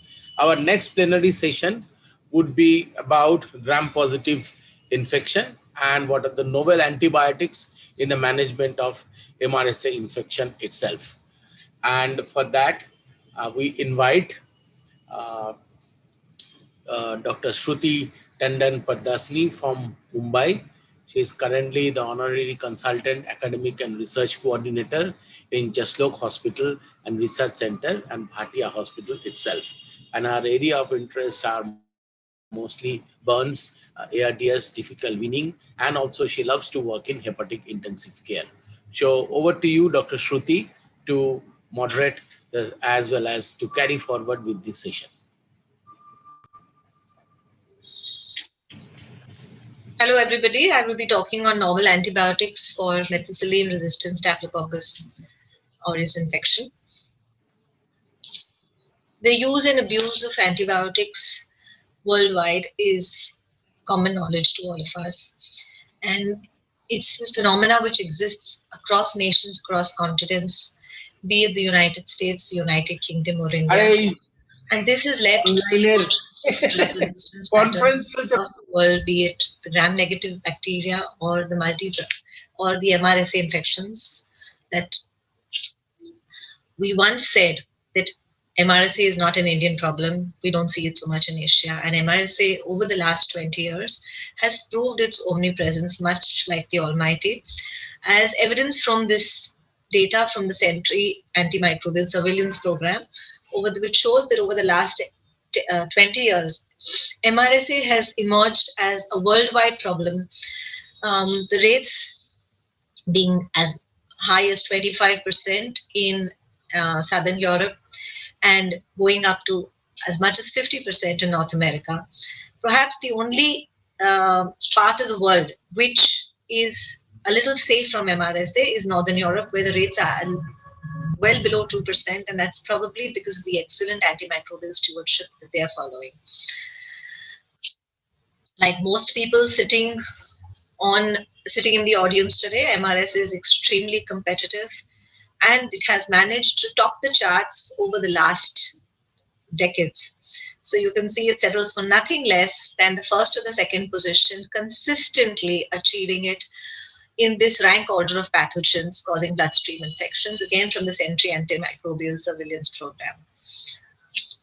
What's more, MRSA, which was once a hospital-acquired drug, has now entered our homes and is now part of the community that we all belong to. 9% of diabetics, that means 1 in 10 patients, is colonized with MRSA. 1 in 5 diabetic foots, about 16% diabetic foots are infected with MRSA. And community-acquired pneumonia now has definitive risk factors for MRSA infection, which is not restricted only to CRF, as was previously believed, but patients with chronic respiratory illnesses or those who are above 65 years with prior recent antibiotic use also carry a risk of community-acquired MRSA infection. There have been a lot of drugs that have been used over the past several years, and their role as combination therapy, much as we use it in gram-negative infections, is limited when it comes to gram-positive MRSA infections, as proved by the recent study in JAMA. Added to that, most MRSA infections are intravenous formulations, which makes hospitalization mandatory, often requiring frequent intervals, and they carry with them the risk of nephrotoxicity and myelosuppression. So we're always on the lookout for new options, and as always, in the classical tales where we trade old lamps for new, there are old drugs which propel and pave way for new ones. So here I've listed the classic drugs that we've been using over the past few decades to treat infections in the ICU, and how each of these has now propelled a new antibiotic or produced a new kid on the block to help us in this war against sepsis. So the quinolones, there are 2 new quinolones, the levonadifloxacin and delafloxacin, which battle MRSA infection. Levodopa was launched in India a couple of months ago, and it's available both as oral as well as intravenous forms in a convenient 12-hourly dosing. Though the FDA stamp says that it is approved only for skin and soft tissue infections and community-acquired pneumonia, its excellent action and penetration of the biofilm to the tune of 90% really encourages us to explore its potential for use in infective endocarditis and catheter-related bloodstream infections, the two areas where we're really battling MRSA and often groping for new options. The only other drug in this list which is available in India is a 5th generation cephalosporin by the name of ceftaroline, which was launched a couple of years ago. And it has a similar approval by the FDA for skin and soft tissue infections and community-acquired pneumonia. But its use over the last few years and emerging case reports and studies have encouraged us to use it in subacute bacterial endocarditis, use it in bacteremia, though most of its use in bacteremia has been in combination with daptomycin. And the dose, which is traditionally 600 milligrams 12 hourly, the interval has been reduced to 8 hourly to enhance the bacterial concentration in bacteremia. However, ceftaroline, was marketed when it came as ceftriaxone with additional MRSA activity. But post-marketing surveillance showed us that this drug carries a lot more toxicity potential, and there have been serious case reports of agranulocytosis, especially when the drug is being used for longer than 7 days. So there are patients who the NC has dropped to as low as 0. And a word of caution here that, though we have a lot of patients who have been treated for 3 weeks, 4 weeks with ceftaroline and daptomycin or ceftaroline alone, for example, patients with epidural abscesses and CNS MRSA infections, there are ample case reports in literature. And these have escaped it, but agranulocytosis remains an idiosyncratic side effect of ceftaroline, which is important to watch out for. Tetracyclines have shown much excitement. This is a class of drugs which has shown much excitement over the last decade with the advent of minocycline intravenously and orally now, tigecycline to begin with, and of course the recent doxycycline excitement with COVID-19. Two of these drugs, omadacycline and eravacycline, have been approved by the FDA, and eravacycline, though it's not available in India, but it is being used in India. And if you look up the literature, there are a lot of case reports of the drug procured from the grey market and being used in India successfully to treat complicated intra-abdominal infections, which is what the FDA has approved it for. It's a fluorocycline, slightly different from the traditional tetracycline. And it escapes the tigecycline resistance mechanisms of efflux pumps, and therefore it, in addition to gram-positive MRSA and enterococci, which are resistant to tigecycline, it also encompasses within its spectrum enterobacteria, which have beta-lactamase or SPL, KPC, and OXA activity. It's 4 times as potent as tigecycline, and it probably is the most potent drug or weapon that we have against the Cyanotobacter. The dose is 1 milligram per kilogram to be used 12 hourly. However, in severe liver disease, Child's Book C, it's to be reduced dosing interval to once a day. Both oral and intravenous preparations are available, which make this an attractive drug to switch over to oral therapy, especially in these often post-surgical patients who can then be discharged to home. There's no dose modification for eravacycline or omadacycline in renal failure, which again makes them attractive drugs. Omadacycline, of course, their oral bioavailability is limited and is also guarded by a number of caveats. So omadacycline needs to be given on an empty stomach for 4 hours, and thereafter the patient must take nothing but water for the next 2 hours, which literally cuts out about 6 hours of enteral feeding. But it's still a great drug because of its spectrum and because of the uniqueness of omadacycline to be concentrated in urine, which is unlike the rest of the tetracyclines. And therefore, it's been successfully used in UTI, and it's now undergoing a phase 2 trial, which is near completion, to explore its role in pyelonephritis. Oxazolidion's linezolid has been successfully used for the past several years to treat MRSA infection, and tedzolid called the once-a-day linezolid. It's an oxazolidine which has 4 to 8 times the potency of linezolid. It needs to be given once a day, like its nickname. And though the potential for myelosuppression and interaction with MAO inhibitors and serotonin syndrome is less as compared to linezolid, this exists. And therefore, this drug needs to be, we need to exercise the same caution as we do with linezolid.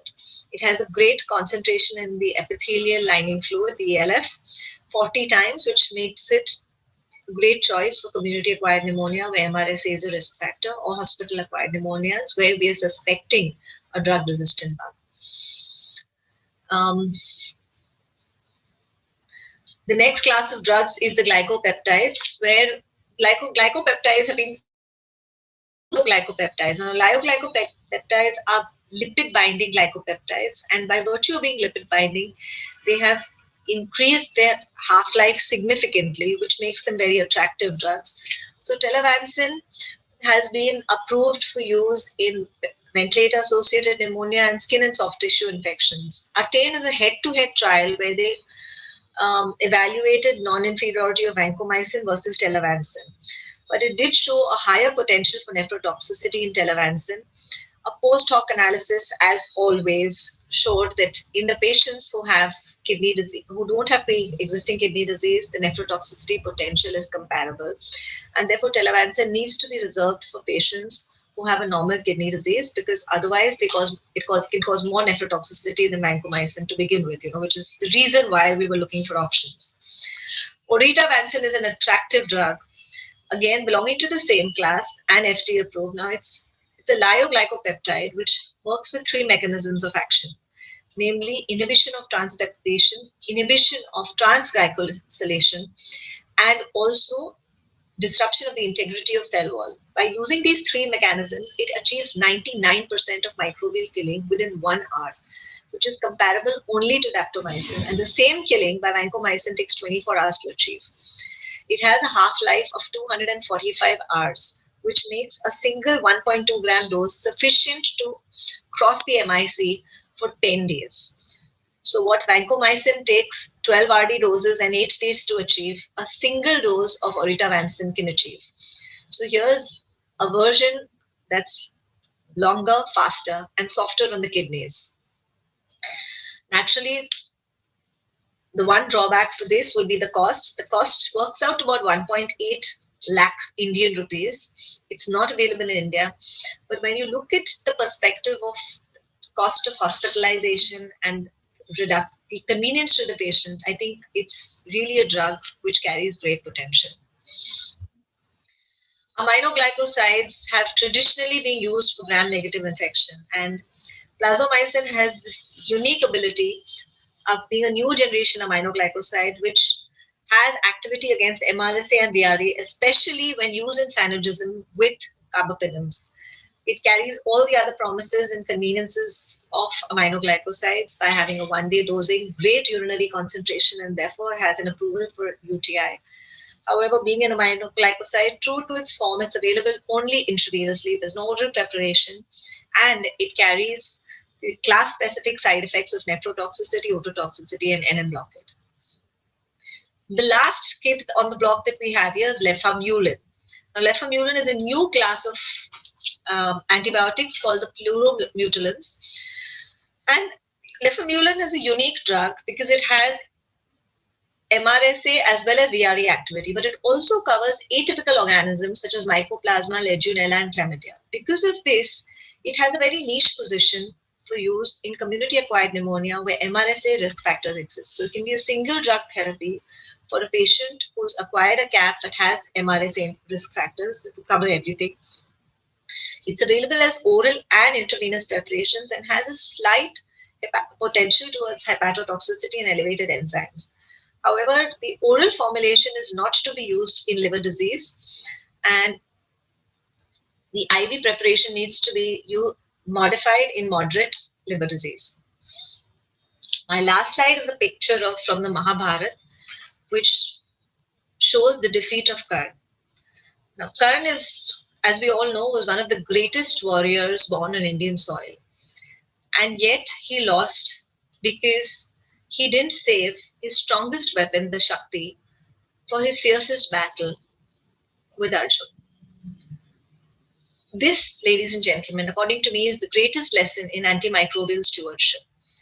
And we as intensivists need to remember that in this fight against sepsis, we need to preserve our strongest weapons against our fiercest enemies and not lose them before we succumb. Thank you all for your attention.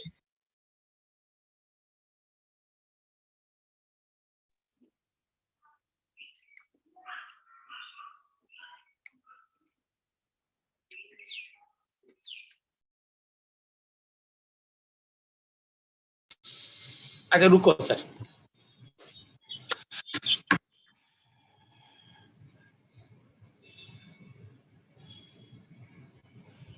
So we had a wonderful session, and I think we have a little bit of time to take some questions. And do we have Dr. Mishra on board? And Dr. Shruti Tandon is also there. I'm not sure whether Dr. Lipman would be there. So I would ask Dr. Rajesh that what was the biggest difficulty you faced while compiling a guidelines like this one, big one, and where you had to integrate all the nephrologists, intensive care person, and all others. What was your biggest impediment towards coming up with this big task? Getting people on board in time. I think you have to unmute, Rajesh. You're not audible. Unmuted. I'm unmuted. I'm not audible. I'm audible. Yes, yes. Okay.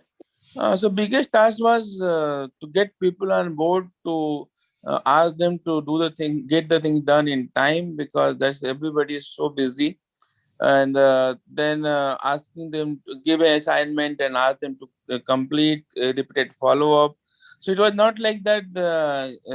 Even organizing a meeting and everybody to get on meeting. So probably communication and follow up the communication, and then getting everyone in time and asking them to get the task done in time is the biggest challenge we face, at least in our You time. had the blessings of e-meetings. Nowadays, it is little easier to get people on board. Even on e-meeting also, many times people are nowadays due to COVID time so busy. In fact, in COVID time, people intensives were more, in fact, busier than in routine time. And even if you're on e-meeting, last moment people say that they're in COVID ward, they are having PP. So even we analyzed the meeting, it was never more above 50% people who attended the meeting. So whose tasks were there? That's what the biggest problem. I mean, there's of things could be done. And very quickly, the nation wants to know, right, that whether your this guidelines will help and propel our young intensivists to be more independent of taking care of dialytic sessions, particularly the renal replacement. It's a really very, very comprehensive guideline. In fact, we have touched every aspect. And although there are not a very conclusive evidence for every aspect, there we have taken an opinion and kind of we have gone on consensus. But definitely the exhaustive guideline, which probably after getting approval from guideline committee, if it get printed and comes to people, definitely it'll get they will get a very comprehensive guideline and very, very quick reckoner what to do, what not to do. So definitely it's going to help, and it will be easy. In fact, they don't have to read a lot of things. Rather than in few pages, they can get everything what they want in critical care RRT at least. Okay, thank you, Dr. Rajesh. Very quick question to Dr. Shruti. Hi, good morning. Good morning. Yeah, my question are very quick questions in two aspects. One is the real problem of gram-positive infections in Indian scenario, right? We are more bothered with gram-negative, but what is the actual situation of gram-positive infections? And you have enlisted a lot of new kids on the block, but what do you think realistically and pragmatically, which are the molecules which would be in use in Indian subcontinent pretty soon? Thanks, Arindam. So, see, maybe as I said, a decade or two ago, we used to shrug our shoulders and say that gram positives and MRSs are not a problem. But as per the data also which I showed, now gram positives are a significant problem, and MRSA is now causing almost 1 in 10 diabetics, and almost 15 to 16% of our diabetic foots are with MRSA. Often a lot of our line-related infections, and we are seeing a large amount of MRSA even in the infective endocarditis. So I think apart from the traditional skin and soft tissue infections, there's a lot of biofilm which is affected by gram positive, and that's the real challenge. And I think that's where new drugs in combination with the existing therapies that we have, like in combination with daptomycin and linezolid, which are great drugs for bacteremia, that's where there is potential for new drugs. Unfortunately, we don't have too much to offer on the Indian scenario. I think we have just levodopa-fluoxetine and ceftaroline, but there's a lot of this which is available in the grey market. So, for example, cycline has been launched in the United States in 2018. And there are case reports in India of people successfully procuring the drugs from the grey market. So there is a lot of potential. It's actually now more to do with availability of these drugs. Okay. And do you think it would be a advantage for an Indian critical care person to have a higher generation cephalosporin, which also have an anti-MRSA action? Definitely. But see, presently these drugs, the way they are priced and the way they're positioned in the market, they're not finding too much use. But also, the US FDA stamp says skin and soft tissue infection and CAP. So people are hesitant to use it. But those who use off-label users have found a great potential in combining these drugs, especially in resistant bacteremia and places where you need to tackle a biofilm. So a lot of us have used daptomycin in combination with ceftaroline with great results. With a combination of two itself. Okay. Yeah. Rajesh, are you still there? I might ask you another question. Okay, so Arindam, go ahead. Please. Okay, Rajesh, as Dr. Lipman is not there, you had an huge and vast experience of interacting with a lot of all over the country's intensive. What is your take on proper usage of therapeutic drug monitoring to optimize antibiotic usage? What is that actual situation, do you think, in Indian scenario? Actual situation is that apart from vancomycin and amikacin, other drugs are therapeutic, and we are not having availability of other drugs therapeutic monitoring. Also for the vancomycin and amikacin, there are very few conditions where people try to measure this level, particularly in transplant situation and some of the situation of when people are treating endocarditis, otherwise routinely also they do not measure. The real scenario is that I wish in increasing situation of resistance and increasing situation of multi-drug problem, when we are treating bacteremia sepsis, if we can, particularly all those drugs which works on the time-dependent fashion, all the water-soluble drugs, if we can have availability of therapeutic drug monitoring, and we can titrate the dose accordingly, and particularly when patient develop renal dysfunction or any other organ dysfunction, to avoid this toxicity, if we can monitor that, definitely is going to add to the value and outcome of the patient, and probably this will be an era where we can target our medicine to be very precise and patient oriented, or patient targeted. So it can come out of the clinical trial setting and translate into more of a practice setting. Dr. Shruti, Exactly. Do you think availability of LCMS is the major impediment of getting more and more therapeutic drug monitoring into our clinical practice? Or it is definitely? Yeah, I would agree. Okay, so I think Dr. Nikhilesh is not there. So I might ask you the last question, both of you. Feel free to answer one by one. That what is your take on the role of immunomodulators that they were discussing? Do you, because we might get an second wave, I God forbid it doesn't happen in India itself. Do you think that the immunomodulators will play a more significant role than the first wave if the second wave, God forbid, happens in India? Dr. Shruti, you can start. Ladies first. So in our own personal experience, in about 5,000 patients, we have not found don't have much enthusiasm because we've not really had great results with immunomodulators. What we have found is, really steroids work, and we started using steroids much earlier, even before the data came in. And what works is early organ support. So most of our patients where we've used immunomodulator therapy, in fact, have done worse than the others where it was spared in. And it may be to do with timing, but I think a major factor is the development of superadded bacterial infections where we lose the battle in these patients. Is it only superadded bacterial, or there were certain fungal too, particularly fungal, mucor, fungal as well? Yes. Okay, Dr. Rajesh, very quickly. But Anindam, sorry, if I may just interject. Yeah, so though we keep harping about this superadded fungal infections, but we've also encountered a lot of mucormycosis in patients. Yes, I was talking about that. Yeah. Yes, about patients who are naive to any kind of immunosuppressive therapy. So I'm not talking about immunomodulators, but I'm even talking about steroids. In fact, there are patients who have been asymptomatic or who have had mild infections. There are some patients who didn't know they have COVID. The antibodies have tested later, and they've landed up to us with florid mucor. So a pertinent question to ask here is COVID destroying a person's immunity totally? And are we blaming it on immunomodulators? So that's an interesting conjecture. Yeah. What's your view on this? Yeah. Arindam, as far as immunomodulator is concerned, we were really very confused about using immunomodulator, and still we are very confused looking to the level. A lot of people did not try at all. A lot of people tried in mix. I was in like mix. There was a time when I used tocilizumab a lot. We use high dose of steroid. We use all that kind of ulnastatin, even some immunosin.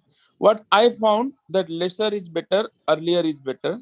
I'm not very sure about how much this ulnastatin has helped me, how much, but I could definitely see that if Toshi was used in right patient at right time, it really turned around the severity and patient did not worsen and it recovered. Though there are patients who did not respond to at all, we were not in an appropriate position to really judge who are the right patient to give tocilizumab. I still feel that there is a lot of scope for using tocilizumab in COVID patient at appropriate time. Probably it's a time where your patient is not on ventilator, is on oxygen, not showing signs of improvement, markers going up, but has not worsened to be severe, to gone to a severe hypoxemic stage. And now recent data started coming up where toci has use of toci has not only improved the decrease the hospital day or ventilator day, but it has improved the survival and significant survival. So I do feel, though there was a time when I did not use OC at all, I used some time, but right now I'm confident enough that if we have a appropriate patient, OC yes, steroid, routine dose of dexona, but in some patients you need little higher dose of methylprednisolone also. The 8 milligram dexona not enough. If interleukin and all these level are high, I have used ulnastatin in higher dose, that is 2 vials 6 hourly. So we can summarize, Rajesh, in that way that we have to be selective. Yeah. Moderately restrictive. Yeah. We have to time it properly when the surge of inflammatory storm is just to begin. Yeah. And according to Dr. Shruti, we have to be very vigilant about both bacterial and fungal infection. Particularly fungal infection. Yes. Fungal Thank infection. you. Thanks both of you. We have to proceed for the next session. Thank you. Thank you, Arindam. Thank you all, and thanks to the organizers of Criticare 2021. Thank you.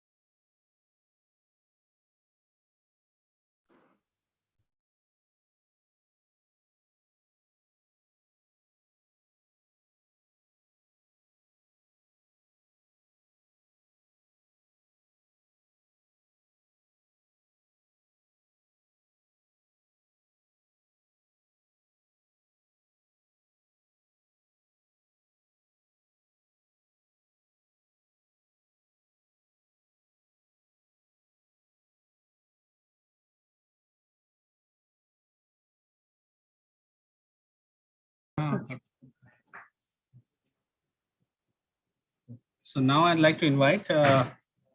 YP Singh, who is the Senior Director of Critical Care Medicine at Max Super Speciality Hospital, Patparganj and Vaishali. He has been the Accreditation Secretary of the Indian College of Critical Care Medicine and has a vast area of expertise, including ECMO, infection control, and extracorporeal therapies and management of sepsis.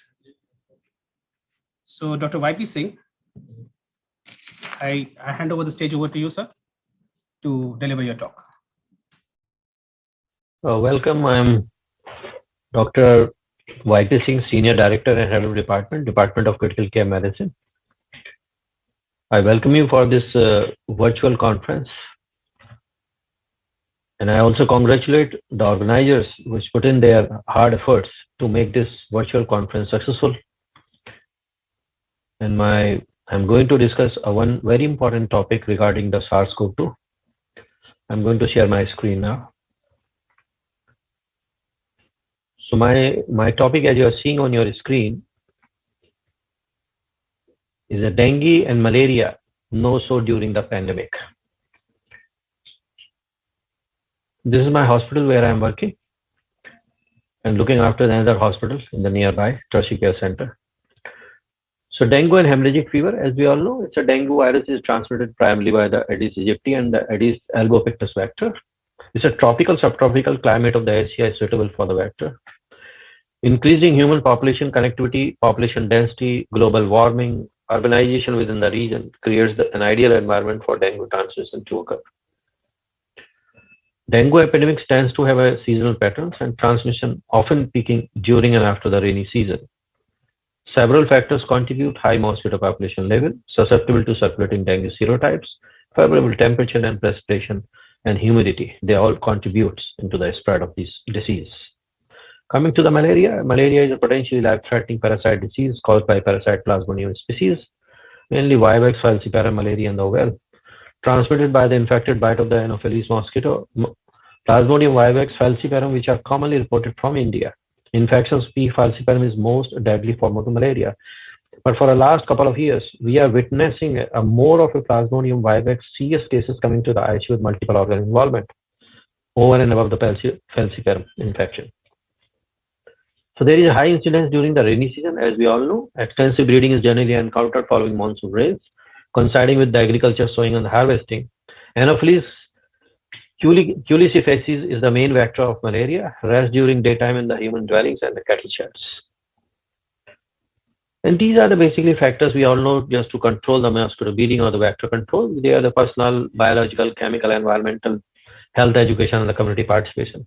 And these two diseases, there is a national vector control program and the national program run by the central government to control these diseases in the country as a preventive measures. So the vector control is primarily a control strategy, reduces the contact between mosquito, vector, and the people, primarily conducted through the vector surveillance, vector control, and public engagement. What are the effects of the social distancing which we followed during our COVID epidemic or pandemic from March to date? Basically, it is expected that this social distancing is going to increase the transmission risk of the arbovirus and Plasmodium, because primarily through the increased exposure to the vectors in elevated time spent at the residences. This was basically a thought that this is going to contribute into the increase in the case of the dengue and the malaria. And here, as you have seen, the International Journal of the Infection Control in 2020, they also said the monitoring dengue outbreak during the COVID-19 crisis in dengue endemic countries. And what they mentioned that they were expecting these incidents to go up. And mainly there's area several dengue endemic countries in Asia like Philippines, Malaysia, Singapore, Thailand, Indonesia, Myanmar, India, Bangladesh, Pakistan, South Africa. And in South America, it's Brazil, Paraguay, and Colombia are currently in the risk of the dengue outbreak and dengue virus infection increasing at an alarming rate. We are just talking because this lockdown was started in our country on 23rd of March and onward. When we are approaching towards the rainy season, this was a kind of a fear in the mind that this is going to add into the overall problem of the COVID pandemic during the COVID pandemic.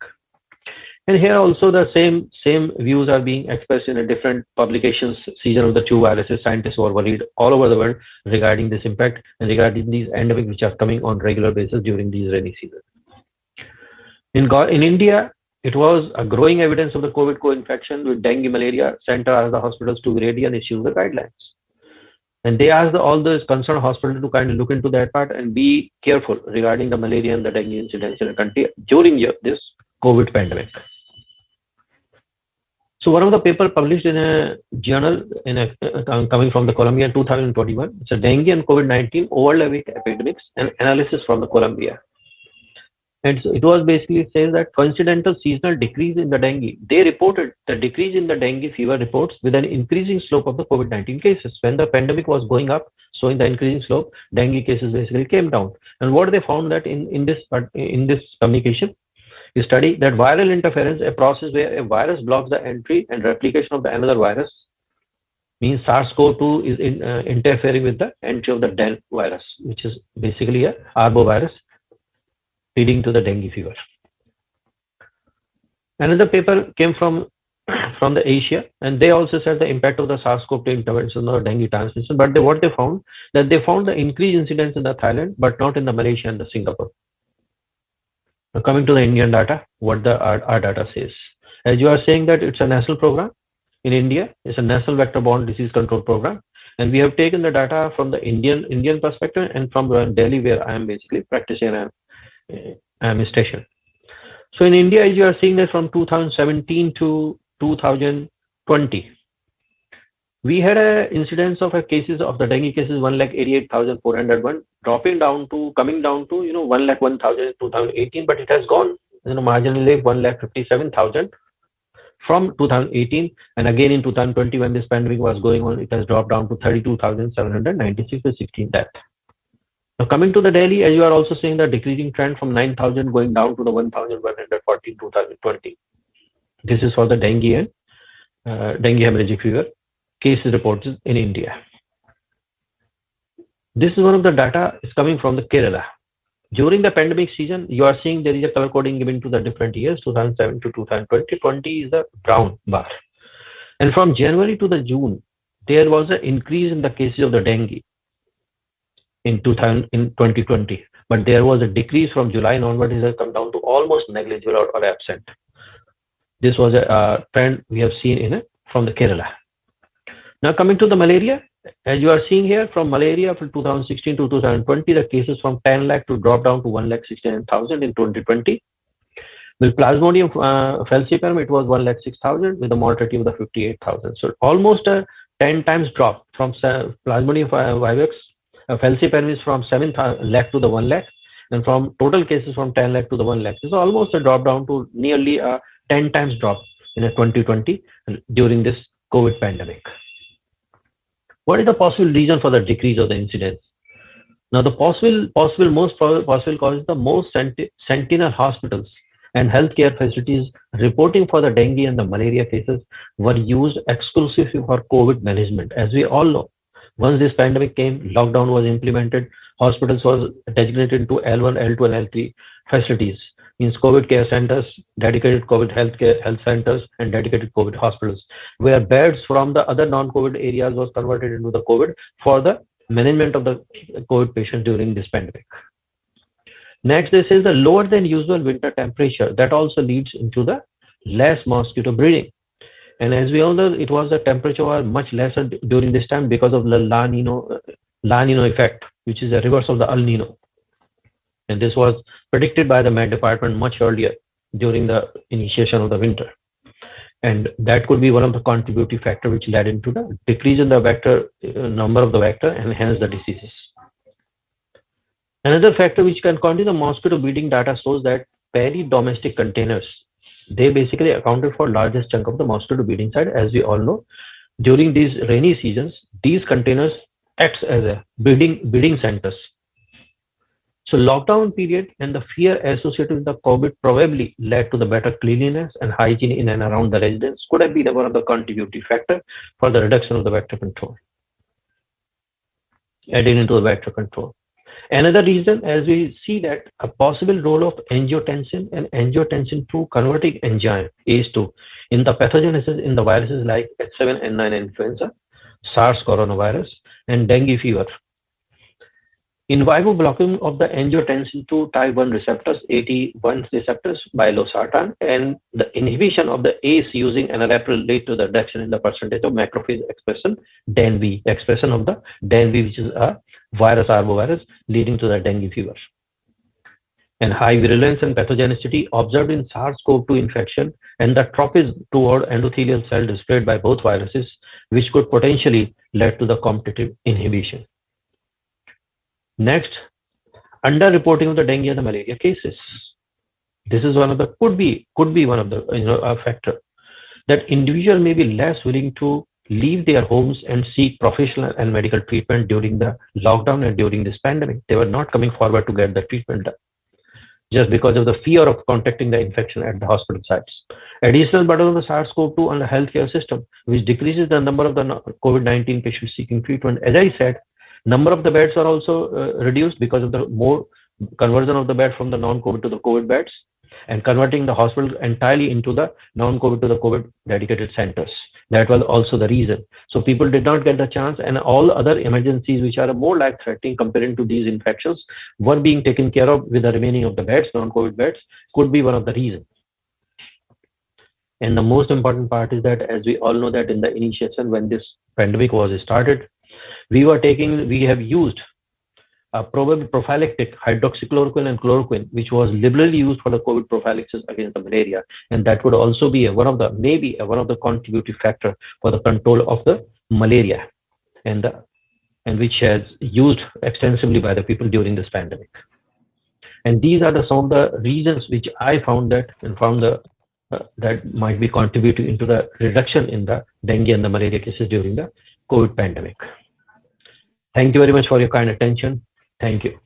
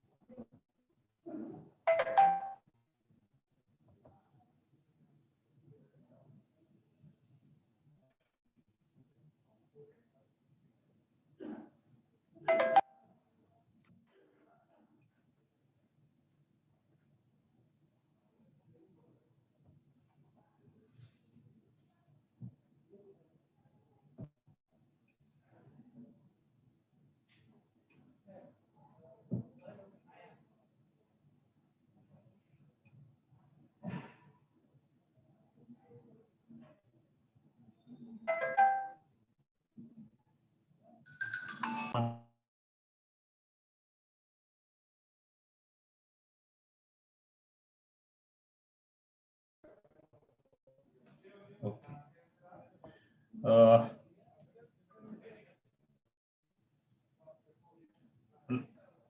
For the next session, I would now like to introduce our chairperson, Satyamurthy Ji and Kamal P. Bhutra.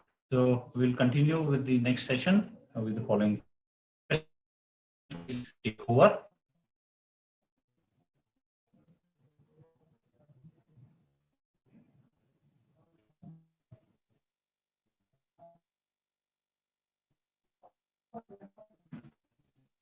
And our next speaker is Dr.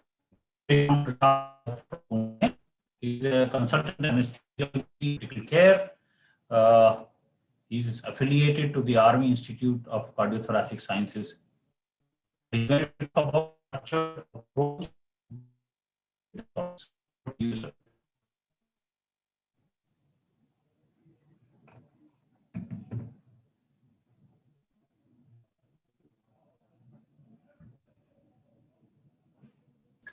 Very good morning, ladies and gentlemen. At the outset, I would like to thank the organizers of Criticon 2021, the first ever virtual conference of our society, for having invited me to this talk on approach to a patient with a heat-related disorder. In this session on tropical diseases, heat-related disorders constitute an important part which affect mortality and morbidity in our country. And we all know hypothermia is a temperature of more than 40 degrees Celsius. and occurs when there are failed thermoregulatory mechanisms leading to a high body temperature. The mechanisms are plentiful. Cutaneous blood vessel dilatation leads to increased radiant and conductive heat loss, and sweating leads to evaporative heat loss. So when these two mechanisms fail, then the radiation, conduction, convection, and evaporation do not occur, and the heat accumulates in the body, leading to a high degree of temperature, which eventually causes organ systems to dysfunction. So when there is an overwhelmed thermoregulatory mechanism, such as when the environmental conditions are extremely hot and humid, I'll be coming to that a little later, the excessive exercises in particularly a hot environment, certain drugs per se can cause an hypothermia, excessive clothing in a hot environment, failure of thermoregulatory mechanisms, which can occur even when the patient is in a normal temperature, like in a geriatric patients or certain diseases in the central nervous system. So all of us have at some point probably experienced some level of failure of homeostatic mechanisms in a hot weather, when we do feel a bit of apathy, lassitude, sleeplessness, and cramps. So when we come to the various factors that cause hypothermia, the environmental factors are high atmospheric temperature, the important part being the period of exposure and the state of acclimatization. This is particularly true for us in the armed forces, wherein we do a lot of exercises in the deserts at high temperatures, in the peak of summers also, and the high atmospheric humidity. I'll be coming to this a little later. When there is a moderate degree of air movement, when particularly when the temperatures are high and the relative humidity is low, and the wind velocity is more than 32 kilometers per hour, particularly that occurs in deserts, and when there is an overcrowded environment in a small room. And this is an interesting chart where the temperature is on the y-axis, while the relative humidity is on the x-axis. And we find that when the temperature is low and the relative humidity is low, it's a very safe zone. When the relative temperature is moderate and the relative humidity starts becoming higher, it becomes a sort of a caution time, and the danger zone is when the temperature is low, the temperature is high, and the relative humidity also becomes high. It is important to note that even at around 37 degrees Celsius, heat strokes or heat-related disorders could occur when the relative humidity in the environment is high. Among the host factors, the extremes of age, the body build, the obese take a longer to acclimatize and are more prone to it. Probably is there a sex preponderance? We do not know, though it occurs more in females because they work primarily outside. Are the females prone? We really do not know about it. Medical conditions like diabetes mellitus and hyperthyroid. Fluid loss when moderate or severe work which is done outdoors in a hot environment, when moderate work leads to a loss of around 8 liters per day, while severe strenuous work in a humid environment can lead to loss of almost about 14 liters of water a day, along with a significant amount of salt that gets wasted. So exertion in a hot, humid environment is one of the primary factors that causes heat strokes. And among the other factors, the clothing, the tight clothing or a heavy clothing, the health status of the patient, like if a patient is already febrile or has got certain skin conditions like a congenital absence of the sweat glands, mental disposition, unstable patients, the psychiatric disorders are more prone to heat-related disorders. Alcohol consumption, habitual alcohol abusers are more prone to it, and when there is lack of sleep and when there is a poor personal hygiene. Coming to the predisposing factors and illnesses, the most important factor is dehydration. Salt and water depletion, serious disorders, hypertension, neonates and elderly, Parkinsonism are important factors related to the host, which has already been covered to some extent, while the inherent factors like a fever, the patient having a fever, a pre-existing, pre-occurring heat stroke, thyrotoxicosis, skin diseases, and congenital absence of a sweat glands are important factors in occurrence of a heat-related disorder. A battery of drugs can cause increase in the heat production and thereby leading to heat-related disorders. So when we come to the spectrum, we have heat syncope, heat cramps, heat exhaustion, and finally the deadliest form, which is heat stroke. And I'll be covering each of these a little later. It's the Japanese Association for Acute Medicine and Heat-Related Illnesses, which have classified it as stage 1, stage 2, and stage 3. I'll be coming to this definition is in my future slides on heat stroke. Now, coming to heat cramps, the pathophysiology is that it occurs in a hot environment, causing profuse sweating, sodium loss in sweat, and sodium depletion causing muscle cramping. So the usual signs and symptoms are the patient is usually preserved. There is history of working in a hot, humid environment. The cramps of fingers, arms, legs, and abdominal muscles are common. There could be nausea.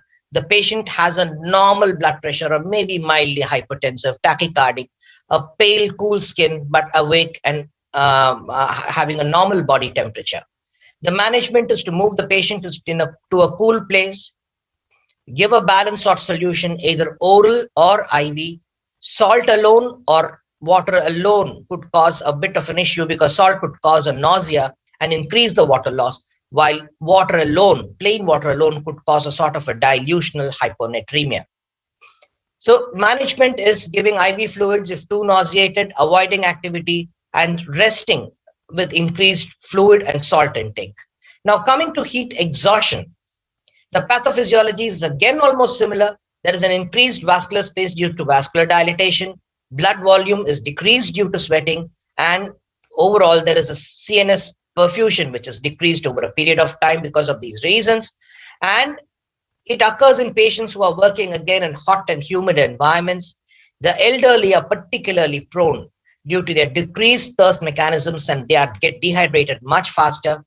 And they are also on many antihypertensives and other medications which could contribute to the exhaustion.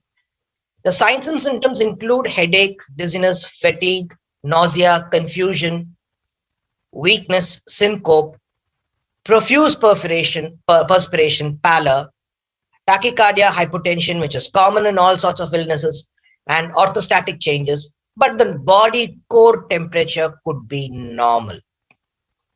So the management includes, again, to move the patient to a cool place, stop activity, make the patient lie down, probably elevate the legs for a better perfusion to the vital structures, sponge with cool water, fan. I'll be coming to the cooling mechanisms a little later. Administration of balanced salt solutions, either IV or oral, and check the glucose status and give glucose in case the glucose levels are low. So the hospitalization indications includes the loss of consciousness or altered sensorium and any sort of an underlying disorder, particularly a cardiovascular disorder. And on hospitalization, ECG, pulse oximetry, and blood pressure monitoring are mandatory, and oxygen supplementation could be necessary, particularly when indicated. Now, the last and the deadliest form is heat stroke. Increased heat leads to a increase in the body temperature when the thermoregulatory mechanisms are absolutely overwhelmed, and it damages the hypothalamus, and the mortality could be as much as 50%, particularly when it's caught at an late stage. The problem is there are no clear, universally acceptable definitions for heat stroke. The Bochma's definition says that if the core body temperature is to be more than 40 degrees Celsius and with CNS abnormalities and a reliable history of exposure to heat. While the Japanese Association for Acute Medicine excludes core body temperature from the definition, but concentrates on the CNS abnormalities, hepatic renal dysfunction, and coagulation disorders, all this in a setting where the patient has been exposed to a relative degree of heat. So these are the differences between the various definitions. The Bochma's definition the exposure to environmental heat is mandatory in both the definitions. Here in the Boschman's definition, the core body temperature is important, which is absent in the Japanese definition. CNS involvement is present in the Boschman's definition, but it's absent in the Japanese definition. But the Japanese definition does talk of coagulation or liver or renal dysfunction significantly in their definition, and these definitions need to be validated further. The important part why the core body temperature has been taken off in the Japanese definition is that it has been found that in many cases, the core body temperature actually doesn't rise too much. While in a setting of a patient being in a hot, humid environment, the patient does have a significant multi-organ dysfunction. So the diagnosis could be primarily based on three symptoms. One is hypothermia, neurological abnormalities, and exposure to hot weather, particularly in classic heat stroke, or significant physical activity in a humid condition in exertional heat stroke. So in these three phases of being described, the hypothermic or the neurological phase, which lasts less than 24 hours, the patient is hypothermic, has an altered sensorium. The hematological and enzymatic phases occurs between the 24 to 48 hours when the maximum organ damage occurs, and the late hepatic and renal phase, which could last for 96 hours or longer. And this is classically seen in exertional heat stroke. Coming to markers, there are no clinically useful markers that have been recommended till now. The high mobility group box1 protein, neutrophil gelatinase, lipocalin, cardiac troponin are all under clinical investigations. But for a clinical setting, to know whether this is a heat-related disorder or not, we do not have a reliable marker till date. But however, the symptoms could be the heat, headache, dizziness, irritability, loss of consciousness, seizures, bounding pulse initially progressing to a rapid and a weaker pulse as the hypotension sets in, and vasodilatation could be present. Sweating could or could not be present. It's classically absent in a classical heat stroke, but could be present in a exertional heat stroke, though there are no clear-cut demarcations between the two. So exertional heat stroke occurs in the young, healthy patients who have been exercising or working in a hot environment. Heat builds up faster than it's removed, and damage to the hypothalamus occurs, and the patients usually sweat very heavily. While the classic heat stroke, it occurs in the elderly, alcoholics, obese patients, and the body heats up slowly over a period of days, and dry skin and absence of sweating. So this is a chart which is in the latest edition of 2019 NEJM, which talks of the various features between the classical heat stroke and exertional heat stroke, where the activity is sedentary in a classic heat stroke and strenuous in a exertional heat stroke. So I'm not going into the details of it. And coming to the investigations, usually the patients could, in an ABG, have a respiratory alkalosis or in severe cases, metabolic acidosis. Lactic acidosis is usually present. Hypoglycemia is common, particularly in an exertional heat stroke. Sodium, potassium changes could occur, particularly hypernatremia, whenever the water loss is high, or hyponatremia, hypokalemia in the early phases. And when muscle damage becomes significant in exertional heat stroke, hyperkalemia could be present. This, along with hypophosphatemia, hypocalcemia, hypomagnesemia, hepatic dysfunction could be present, where the AST and ALT are raised to 10,000s. Increased creatinine kinase indicates significant muscle damage. The CBC is non-specifically raised. The renal functions are raised. Urine analysis could show a positive proteins. If a CSF is done, it could show non-specific pleocytosis. And because of the multi-organ dysfunction, coagulopathy is common. So the methods are to now secure the airway, oxygen as required, rapid cooling to less than 102 degrees Celsius, IV fluid administration, monitoring the patient, and using a variety of methods to cooling the patient. One is ice water immersion, which is again seems to be coming up after initial period when it said that it causes vasoconstriction. Evaporative cooling is commonly used. The immersion of hands and forearms in the cold water, ice packs. Now, cooling blankets are now available. Gastric or peritoneal lavage in severe cases, and even hemodialysis in severe cases could be used. and intravascular cooling devices have become extremely common. There is no pharmacological agent that's presently recommended in the cooling, but dantrolene has been tried out and is still under investigation in the management of heat stroke. This is a drug that is used in malignant hyperthermia. So prognostication depends on the duration of exposure and also the degree of exposure to the level at which the temperature has risen.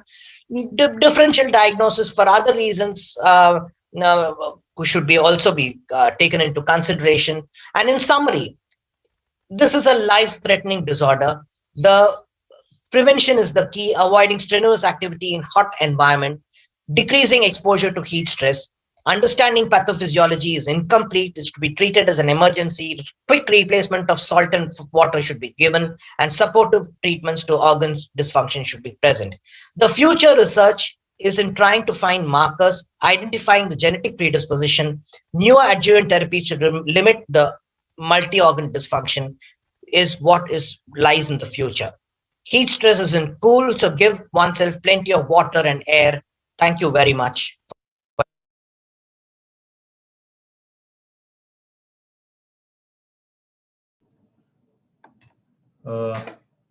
Thank you, sir, for a very lucid presentation. I now invite Dr. Dipti Mala Agarwal from Agra. She's a senior consultant intensivist and head intensive care at Pushpanjali Hospital, and she's going to talk about the current status of albumin. Dr. Dipti Mala, ma'am. At the outset, accept my humble regards and a hearty namaskar. It is indeed an honor to be a part of the faculty of Criticare 2021. I will be talking on status of albumin. In the last decades, research on albumin and its administration to critically ill patients have increased considerably, both in clinical and experimental settings. The observations obtained in research ground have gradually led, on the one hand, to important results with the potential clinical impact on treatment of different pathological conditions, and the other hand, to discussions and controversies.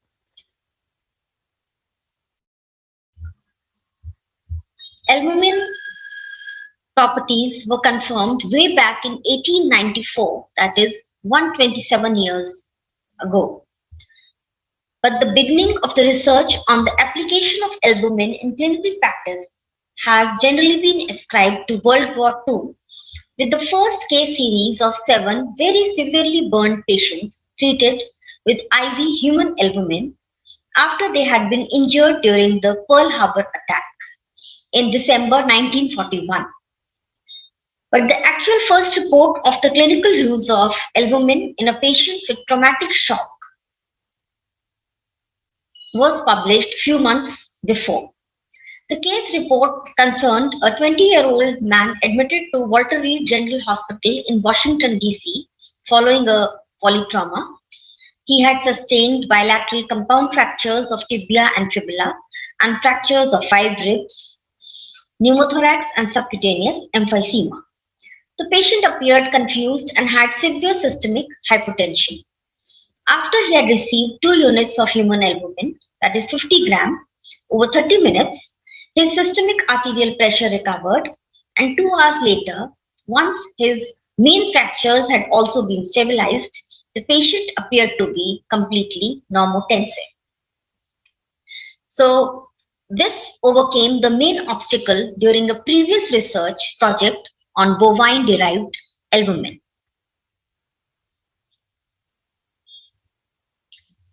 The first clinical case presented all the potentially important primary and secondary functions of albumin, such as its critical role in determining the intravascular oncotic pressure and, on the other hand, anti-inflammatory properties. Albumin is a protein with a molecular weight of 66,500 daltons. This was found out in 1926. This accounts for 50% of the overall content of plasma protein. As a result of its molecular structure and its concentration, albumin is responsible for about 80% of the intravascular oncotic pressure. The metabolism of albumin appears to reflect this important in human physiology. Under stimulation of the neuroendocrine system and actual intravascular oncotic pressure, liver produces 10 to 12 grams of albumin each day, which is immediately secreted into the intravascular space. The entire process of synthesis and secretion takes 30 minutes. After entering the intravascular space, about 7 grams per hour of albumin passes into the interstitial space to different degrees and at different rates depending on the anatomical location. This is called transcapillary filtration. In regions characterized by endothelium with large gaps, the filtration of albumin is passive, while in regions with non-fenestrated endothelium, its filtration is active under the particular action of a specific receptor, L-bondin. The lack of L-bondin in some anatomical compartments, such as the brain, accounts for low concentration of this protein in the CSF.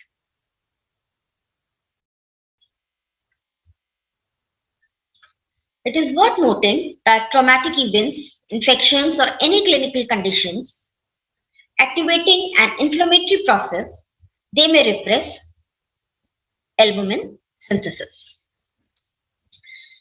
Now, this is very interesting.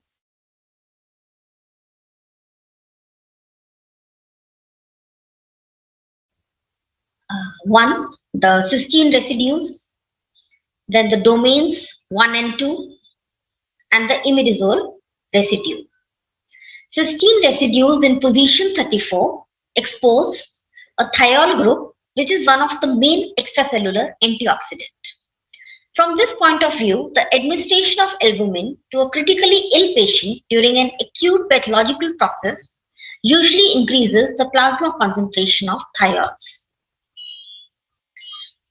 Thiol residue binds with nitric oxide to form S-nitrous thiols, thereby neutralizing one of the most important mediators of pathological conditions such as sepsis. The albumin domains 1 and 2 are responsible for transport of the numerous molecules, both endogenous and exogenous, that are extensively carried by human albumin.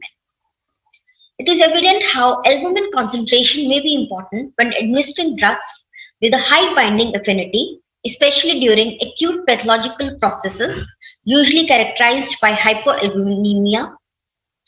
In these conditions, drug toxicity or even drug inefficiency may be observed. Albumin has 16 histidine imidazole residues, which are responsible for the buffer action of albumin.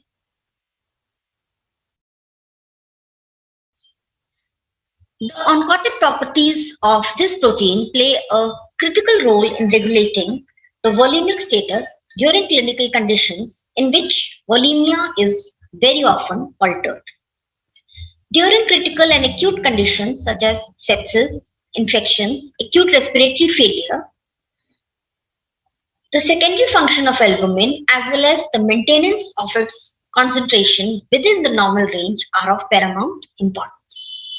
Most of the pathological conditions in critically ill patients are characterized by high oxidative stress.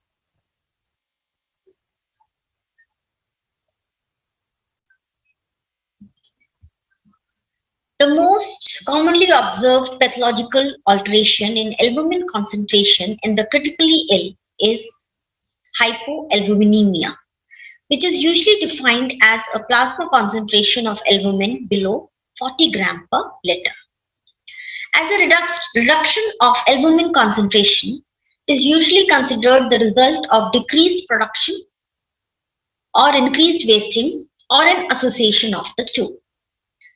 But this simplistic interpretation is not correct because it does not take into account the possible alteration of the solvent, that is the volume status, in which the solute, that is albumin, is dispersed, and does not take into account the possible distribution of albumin within the interstitial space. So considering these two further abnormalities, low albumin may be considered as a result of 1. Decrease in its absolute content. Second, altered water metabolism. Third, redistribution from the intravascular to the interstitial space due to increased capillary permeability. Low albumin is very commonly observed in critically ill patients. Now the dilemma is whether this alteration may really have an impact on the outcome of such patients. In other words, the real question is whether the relationship between low albumin and mortality is a simple association or a cause-effect relation. And if it is true, then what is the best cure for hypoalbuminemia? Looking at the bulk of publications, in particular the meta-analysis, we can conclude that we are in an era of meta-analysis. In fact, starting from the 1990s, when increased attention to cost-benefit analysis of medical treatments led to an extensive review of the indications for albumin administration, there has been a real outburst of research on this subject. In 1998, when Cochrane report based on meta-analysis suggested potentially harmful effect of albumin administration as compared to other fluids for volume replacement.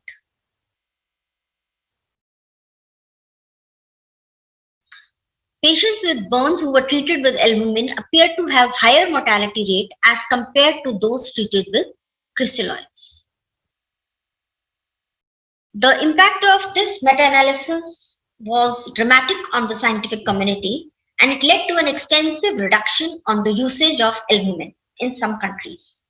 At the same time, as usually occurs with such type of analysis, many criticisms were made about the publication, especially regarding the process of study selection, the heterogeneity of the patients included, and the limited number of trials considered with a sufficiently high number of subjects. Applying similar selection criteria, another meta-analysis was published in 2001, concluding that albumin was safe, although it had no effects on global mortality. Further, another meta-analysis, which included 9 prospective RCTs on critically ill patients with low albumin, was concluded and published in 2003. This showed a strong, though not statistically significant, trend in favor of albumin administration. Meta-analysis on the clinical use of albumin produced completely opposite and controversial results. In fact, of the 3 largest studies concluded, the first appeared to be against, the second one was neutral, and the third one was in favor of the clinical use of albumin.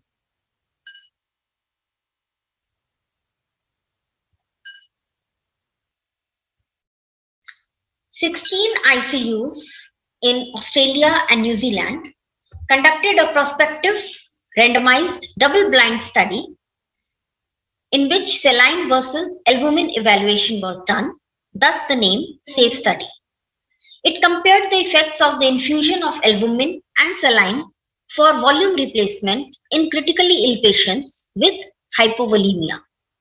The primary endpoint was mortality rate 28 days after enrollment.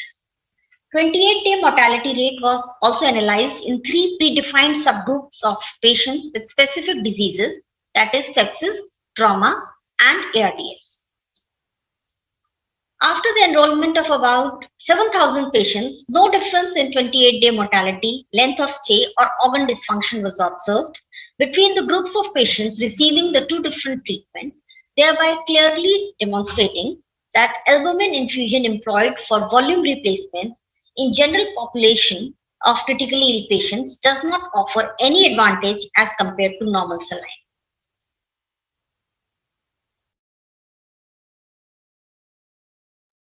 Although SAFE study had the potential to overcome several limitations of the previous meta-analysis, but certain problems still remained. So this is the graph of the comparison of the albumin and saline.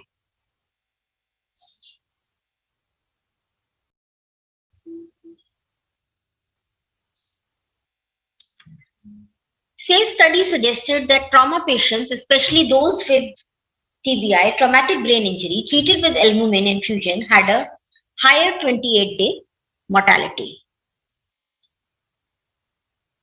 460 patients were followed up, of whom 70% were classified as having severe brain injury with a Glasgow Coma scale between 3 to 8. After 24 months of enrollment, the mortality rate of patients treated with albumin appeared to be higher than that of the patients treated with saline. Then a post hoc study of these patients with TBI was conducted, and fluid resuscitation with albumin was associated with higher mortality rates than with the resuscitation with saline.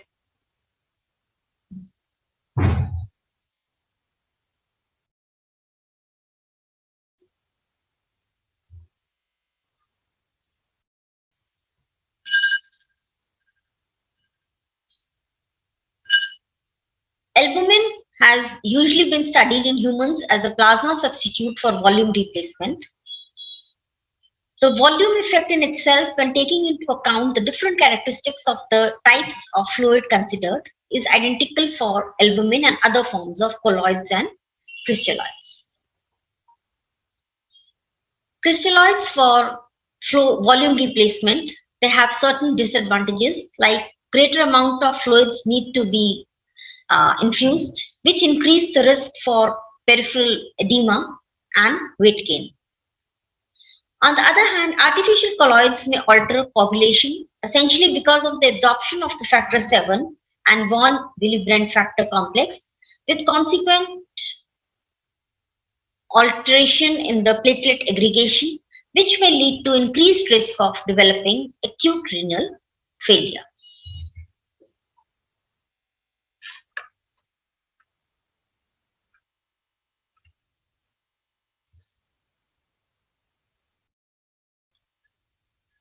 It's now well accepted that besides its oncotic properties, albumin may play a critical role in aiding the normalization of many of the inflammatory pathways potentially involved in the development of sepsis through its secondary function.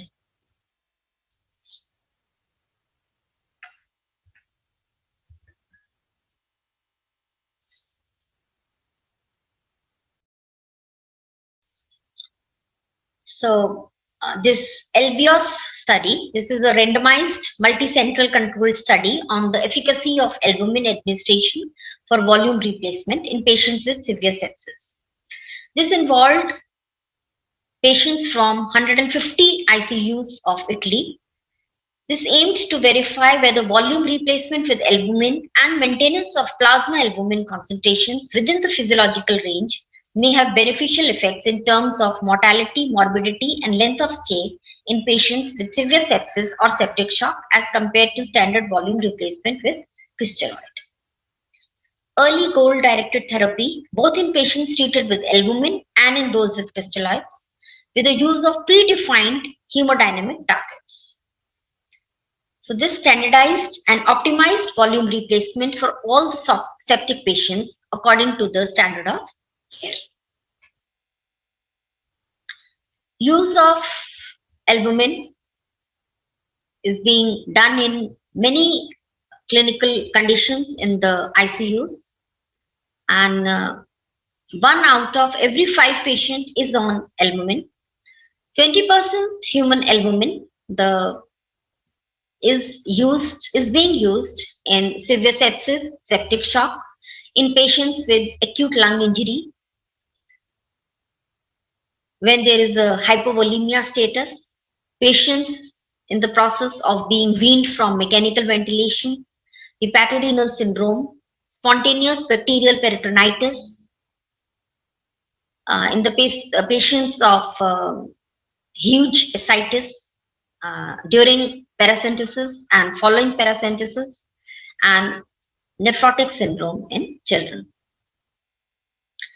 And the available 5% human albumin is a good choice for patients with burns during major surgery, in hemorrhagic shock. It's being used in plasma exchange and for the volume resuscitation in hypovolemia. Thank you.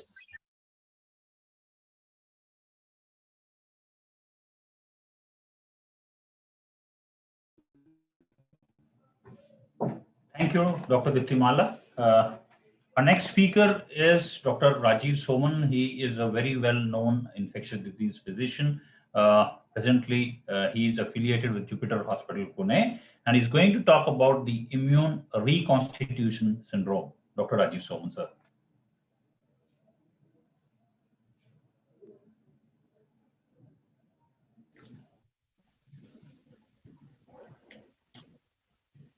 Hello friends, it's indeed a great pleasure to talk to you today about the immune reconstitution inflammatory syndrome. It goes by another name called as a paradoxical response. And really it's at a very interesting interface between the infectious diseases and immunology. So this is something which develops during the course of treatment, and chiefly it affects lymph nodes and the CNS, including brain and meninges. But it can also affect other parts of the body. The most important organisms in the infection of which setting this occurs is mycobacteria. So you can have, due to TB, leprosy, as well as non-tuberculous mycobacteria. It's also described in the setting of chiefly cryptococcal meningitis. And also interestingly, although it's rare, with progressive multifocal leukoencephalopathy, which occurs due to the JC virus. So it's a complication which occurs during treatment of infections in patients who have HIV, but also occurs in patients who have solid organ transplants, and interestingly, it even occurs in patients without any apparent risk factors. So the bottom line here is that the immune recovery, when it occurs, it still remains imperfect in a clinically significant way. And the hallmark of this condition is an exuberant inflammation. So it goes by in two forms. One is the paradoxical form. So here we have an efficiently treated opportunistic infection which shows clinical worsening as the recovering immune response targets residual pathogen-derived antigens. It can also manifest itself as an unmasking form. So in this, a previously occult opportunistic infection manifests itself as the recurring immune response targets a latent pathogen. So let's take this first case. So this is a 47-year-old male patient. He had mediastinal lymphadenopathy, was found to be HIV positive, and on biopsy, the expert MTB showed an indeterminate RIF resistance. So there was a doubt whether RIF is susceptible or resistant. But the culture and drug susceptibility test showed that it was a pan-susceptible tuberculosis involving the mediastinal lymph nodes. So HRZE was started, and ART for his HIV infection was initiated after 6 weeks. Now, 10 days after this, the patient developed high-grade fever, and the ultrasound abdomen showed a new lesion, as you can see in the liver, and there were no other abnormal findings. An aspiration of this particular liver lesion was done, which revealed pus, and that pus showed 3+ acid-fast bacilli. Histology showed abundant polymorphs in that histology.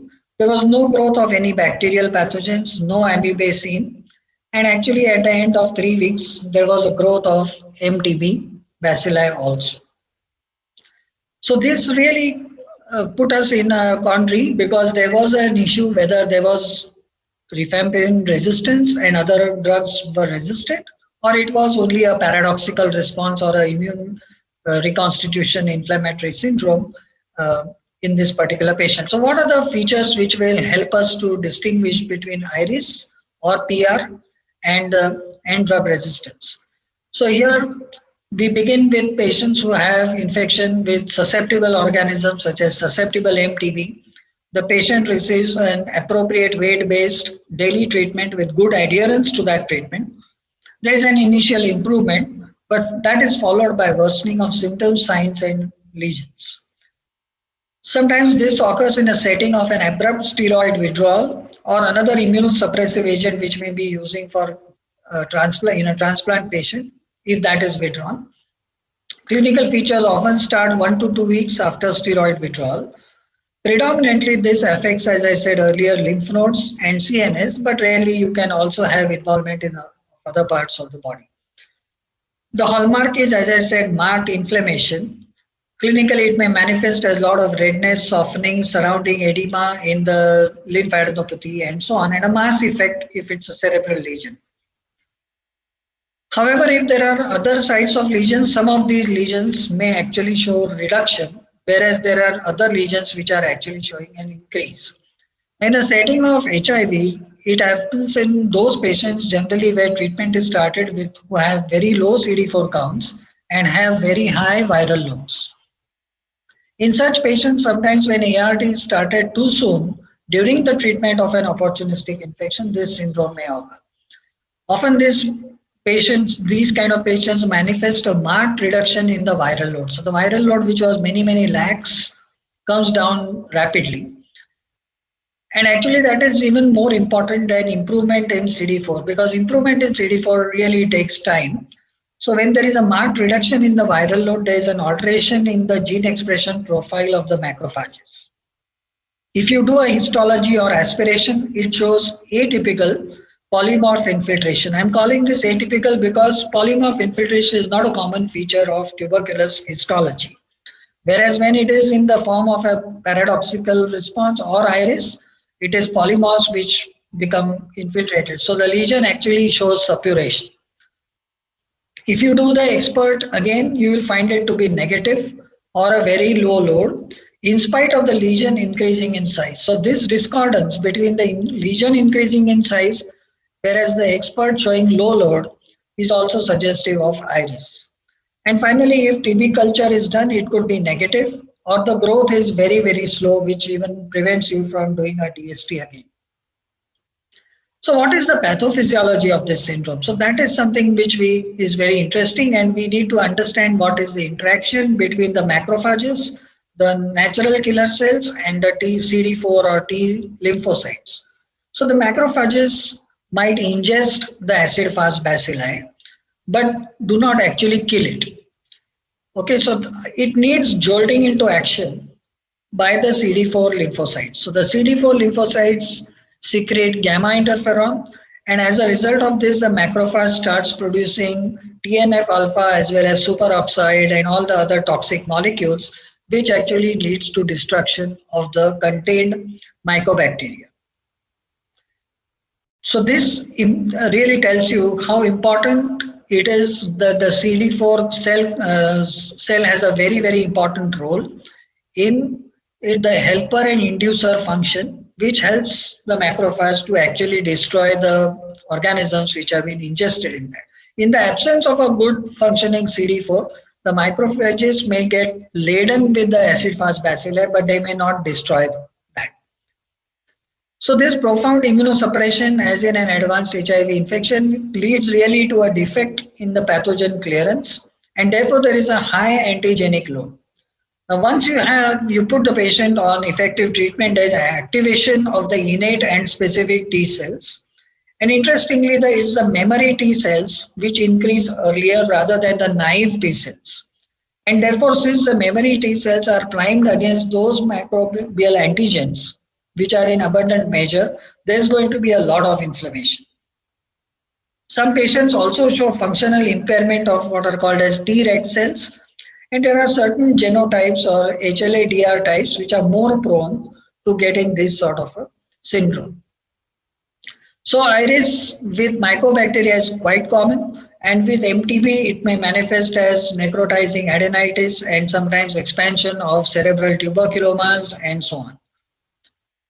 With MAC, also you can get mediastinitis, cerebritis and so on, and we already know about how upgrading reactions occur with lepromatous and other forms of leprosy. So there again, it is the recovering immune system which mounts a strong attack against those areas which are rich with the mycobacteria.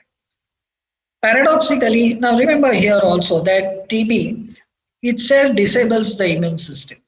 So as the load of MTB is reduced as a result of treatment, the immune dysfunction, even in a normal person, starts improving. And that actually produces a excessive reaction of the immune system against the mycobacterial antigens.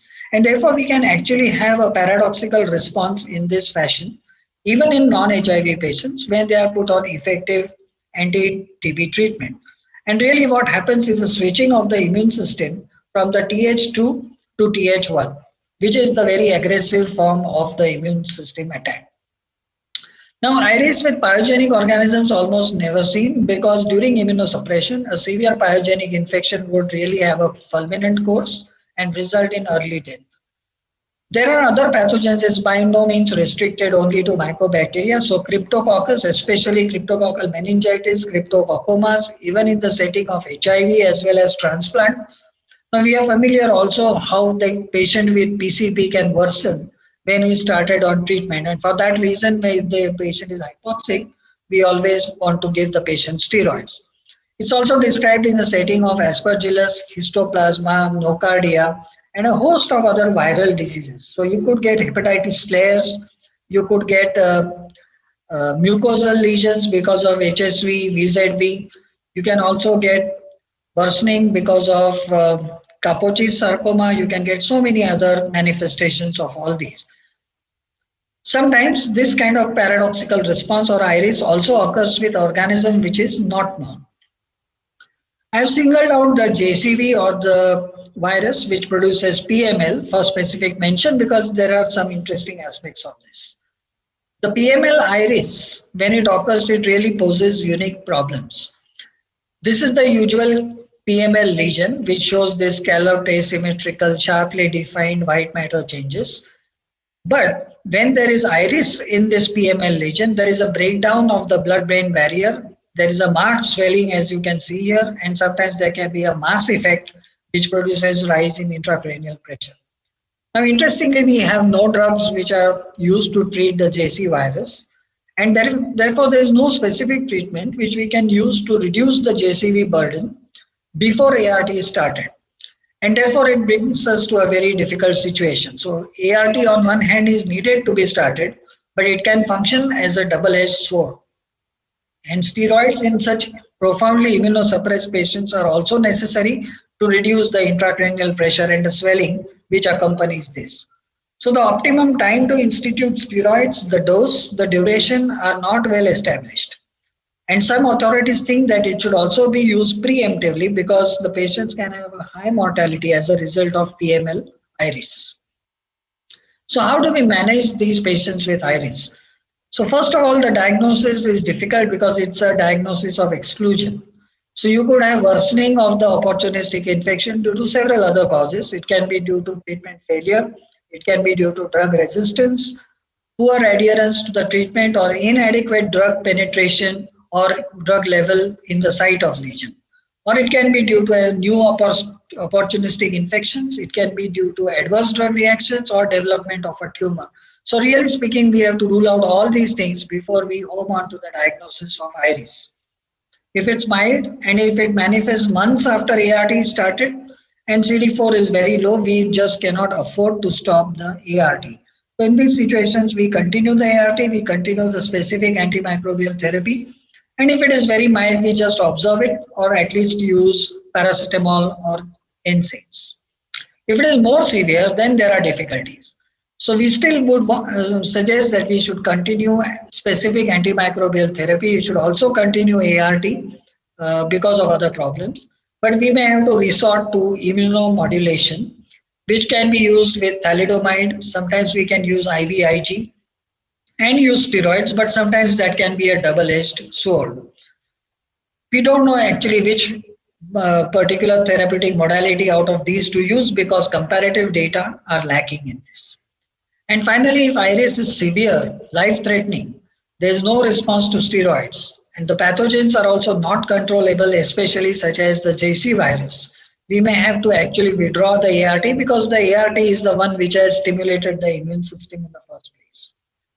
Rarely in very severe CNS iris or paradoxical response, we may have to restart or increase the immunosuppression, especially in transplant recipients. And sometimes even therapies which may be as toxic as cyclophosphamide or even infliximab may have been resorted to in order to control this refractory sort of a CNS iris. There is also one study which has looked at using prophylactic steroids along with ART, but most of the patients in that particular study were really not those who are having CNS TB. And therefore, whether should we be using steroids in CNS TB when ART started, that question is unanswered. So I'll close with some thoughts. So iris and paradoxical response is a new, diverse and evolving syndrome. We must remember that although the immune system recovers, it still remains a caricature of its former self. It remains imperfect in some clinically significant way. However, as more patients receive ART or transplantation, new and more frequent iris are likely to be observed.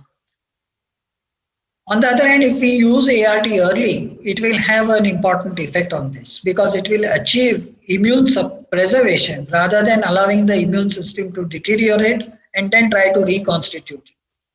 And it will also prevent all the subsequent events which lead to iris. We certainly need new recommendations for diagnosis, prevention, and treatment of this condition.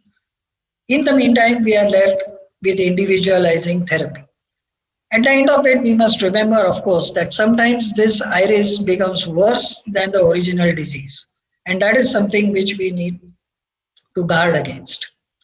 With this, I will stop. And if there are questions, I would like to take them.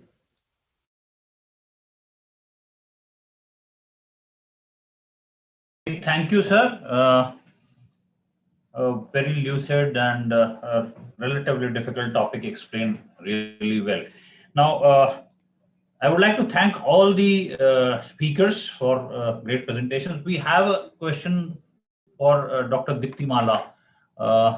Ma'am, can you unmute yourself?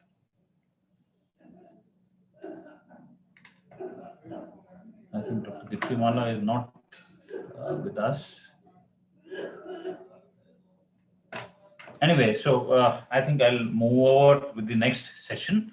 Now we have a very interesting panel discussion. Actually, we had a 15-minute break, but I think in the interest of time, we are going to continue with the next session. This is a very interesting panel discussion on the COVID-19 thromboembolism and thromboprophylaxis. What have we all learned till now? And I now invite our moderator for this session, Dr. Rajesh Chawla, sir, to take over. Dr. Chawla, sir.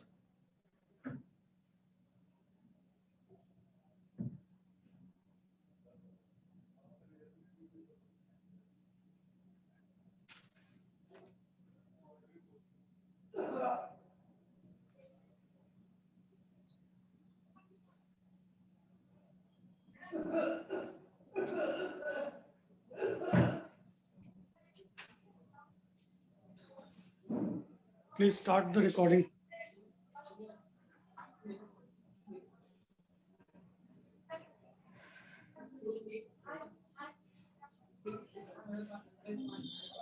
Hello, I welcome you all to this thromboembolism, thromboprophylaxis, and the lesson learned so far in COVID-19. I think we had a tough time, all of us, last 1 year.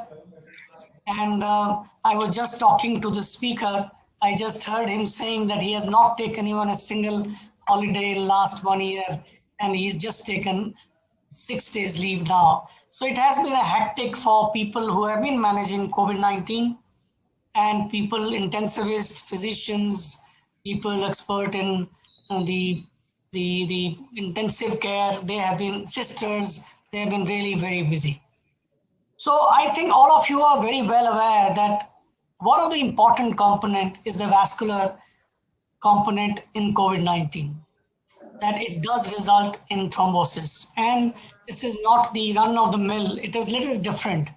We have these patients, all of you must have got a D-dimer done. You must not have done all your life. D-dimer is raised, fibrinogen is raised, NFEs are raised, PT are normal. So there are different things.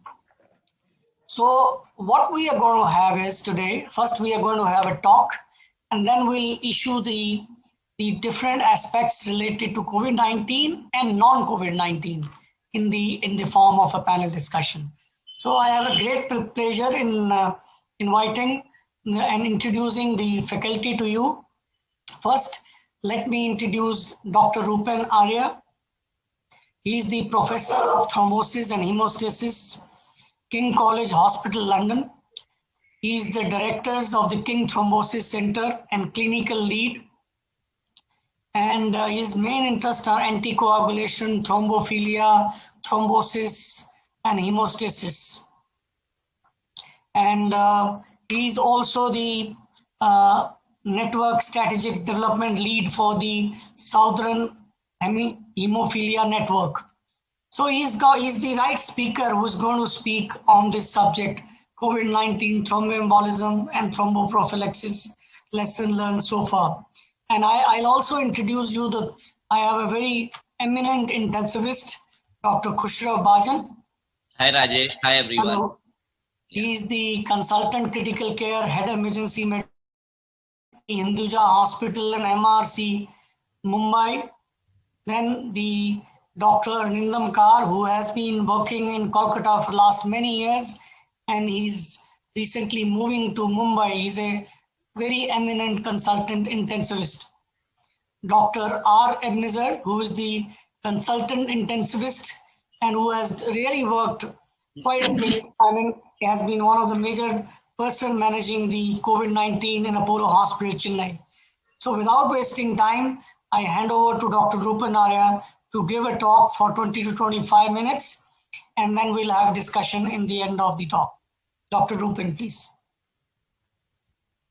Thank you for the kind invitation to speak and to the Indian Society of Critical Care Medicine, who have been very fortunate to collaborate with in the past year. So we all know that in December 2019, a novel beta coronavirus, SARS coronavirus 2, which causes COVID-19, was described, and World Health Organization officially declared a pandemic in March of last year. And emerging evidence shows that COVID-19 can be complicated by coagulopathy with a very high risk of thrombosis. So 1 year on, there have been 107 million confirmed cases of COVID-19, 2.4 million deaths. In India alone, we've had 10.9 million cases with 1.55 lakh deaths. So really, we unfortunately have experienced what it must have been like in the times of the plague or the Black Death in the medieval times. So we think we are in control, but nature will always find a way of bowling a googly. And I think what this is highlighted to me is that public health is such an important and often neglected specialty, and national strategies have dictated health outcomes. For instance, the two wealthiest healthcare economies in the US and the UK probably have been worst hit. So we do need a global solution. We do not live in isolation.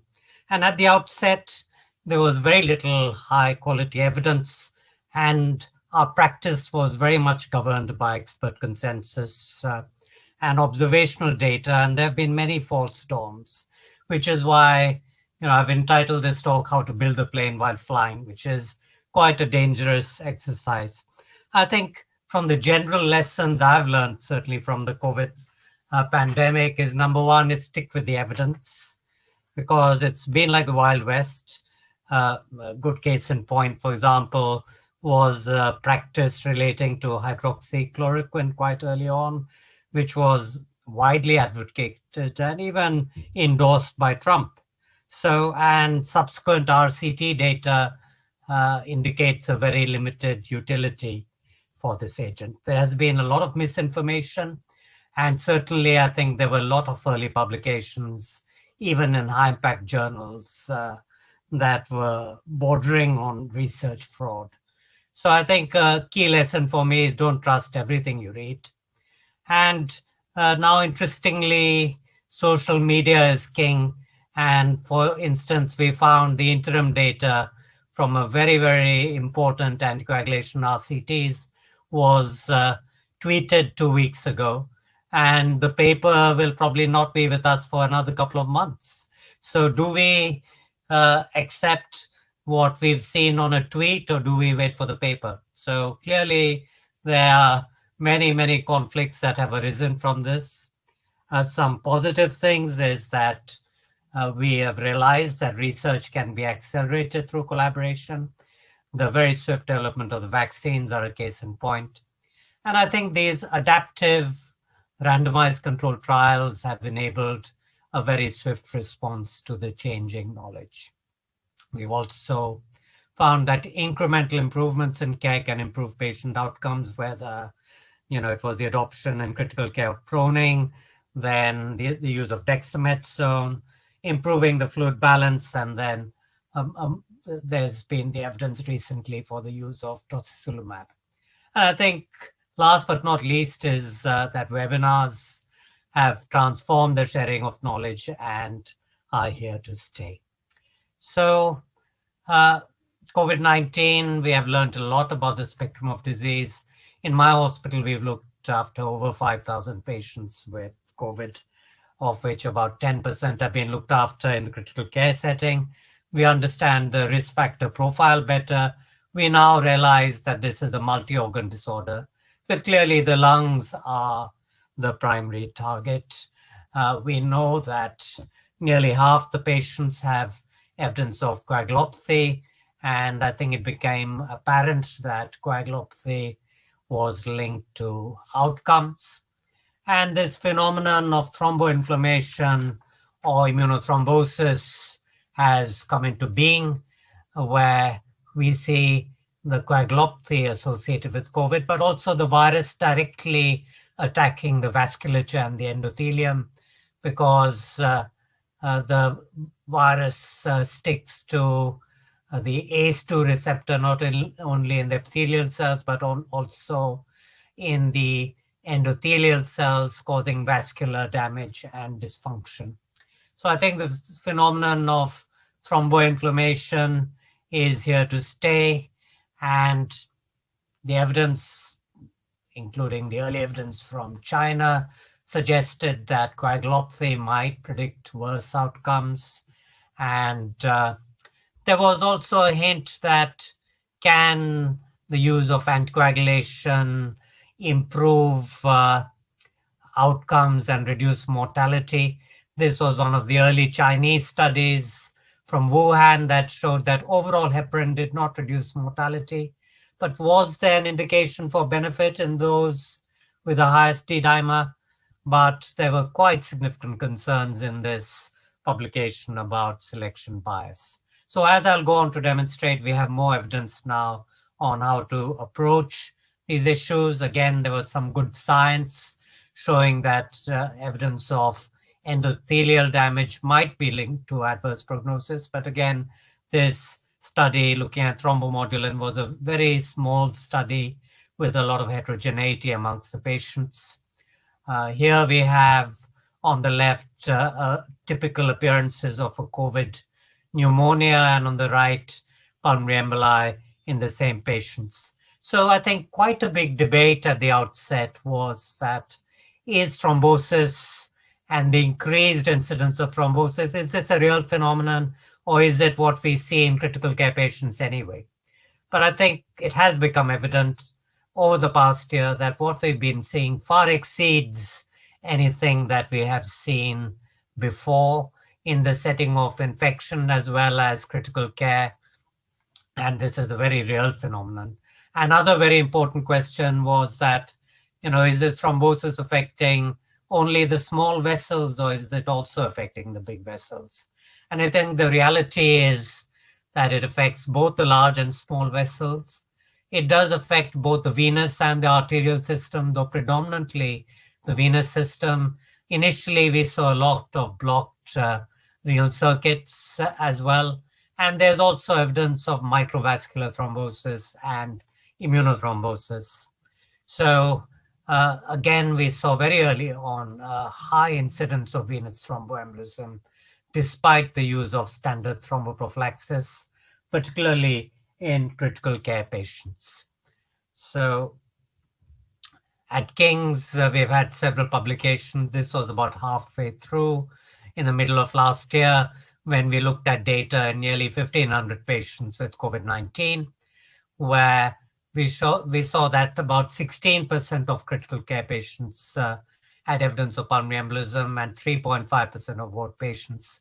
And this was despite the use of standard prophylaxis, and the pulmonary emboli were both in the larger and in the smaller vessels. So another big issue, I think, for practitioners looking after COVID patients is whether or not to give post-discharge thromboprophylaxis. So again, we published a study last September in nearly 1,900 patients where we did not show a significant increase in post-discharge venous thromboembolism. And this is in a patient cohort that we were not giving extended prophylaxis. And really, again, I think this is another learning. Sometimes old songs or old jokes or old evidence is still good evidence. And we have in the past not believed in the evidence for extended thromboprophylaxis, where the numbers needed to treat with DOACs to prevent a clot, I think, were about 1 in 176, and the number needed to harm was 1 in 60. So I think that data really remains relevant even today. And there's not a strong indication for extended thromboprophylaxis. So I suppose the only area in which we've strayed slightly from the evidence base was because at King's we were seeing so many clots despite the use of standard prophylaxis that in critical care patients we have been using intermediate dose thromboprophylaxis. Instead of enoxaparin 40 once a day, we've been using 40 twice a day with generally good outcomes. So there are many, many clinical trials in progress investigating heparin, including trials looking at heparin in a nebulized form, because there's some evidence that heparin has not only an anticoagulant effect, but also an anti-inflammatory effect and an antiviral effect. So I think in the last bit of my talk, I'm going to focus on the publication about 2 weeks ago on Twitter. So you can't really call it publication. Well, I suppose sharing of knowledge of the interim results of these 3 trials, REMAP-CAP and ACTIV-4, which show the extremely interesting results. In December, this group released interim results showing that therapeutic anticoagulation in critically ill COVID patients might cause harm. Now they released results suggesting that full dose blood thinners in the ward patients who are moderately ill might be of benefit. So these 3 RCTs, ATTACK and ACTIV-4, were mainly in North America, in about 120 centers. REMAP-CAP is all over the world in about, I think the data they've released is from 290 centers, including centers in India, with a total of, I think, 2,900 patients, about 2/3 of which were moderately affected, 1/3 severely affected.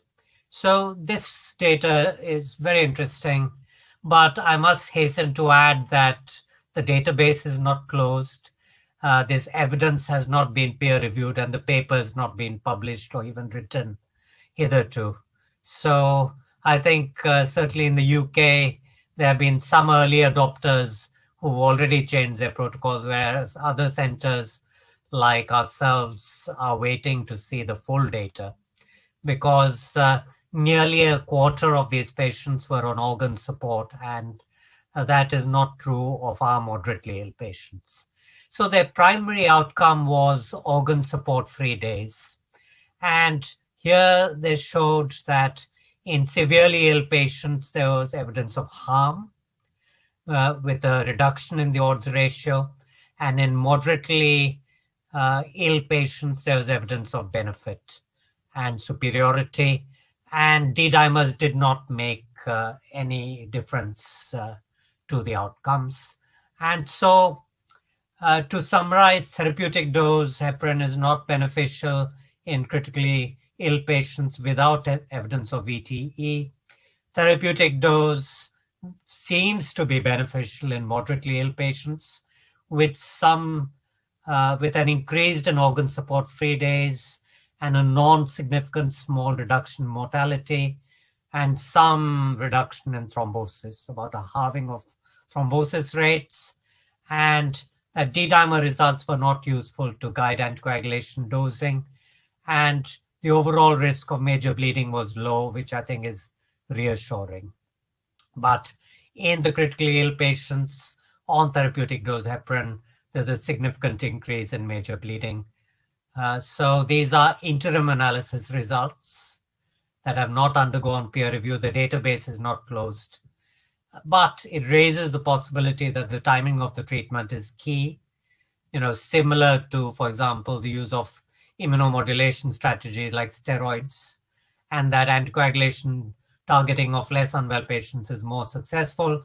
And it might be in part, on critical care, the bleeding risk is higher, particularly, due to a reduction in the kind of vascular integrity in the airways and more alveolar hemorrhages that have been evident in the post-mortem, as well as more use of unfractionated heparin, which does cause more bleeding. So, and also I think a key point is that therapeutic dose anticoagulation was compared to standard of care, which in 2/3 of the critically ill patients was intermediate dose heparin, not standard dose heparin. So as a result, the American Society of Hematology guidelines published just this week suggest we carry on using the standard prophylactic intensity, both for critically ill patients and acutely ill patients. And indeed, most of the organizations still recommend standard thromboprophylaxis and only use it in inpatients without the use of extended thromboprophylaxis. So to just end with, in the last few minutes, what are the lessons from the COVID-19 pandemic for those of us who are trying to prevent venous thromboembolism? I think it confirms to me that prevention of venous thromboembolism remains a major patient safety priority in hospitals, and that risk assessing and giving prophylaxis is mandatory. And, all these patients who are ill enough to be admitted to hospital with COVID are at high thrombotic risk. We know that. And so I think we really need to think about the bleeding risk when they're admitted. And we know also that anticoagulants are effective in preventing thrombosis. And unsurprisingly, anticoagulants can make you bleed. And that has come out of these interim results from these 3 RCTs. But also, my group published some interesting data last summer, which showed an increasing bleed rates in patients on warfarin in the community, in part due to the thromboinflammation and coagulopathy, and in part due to, I think, the enteropathy in COVID-19 patients, meaning there was some malabsorption of vitamin K. And the right choice of anticoagulant is very important.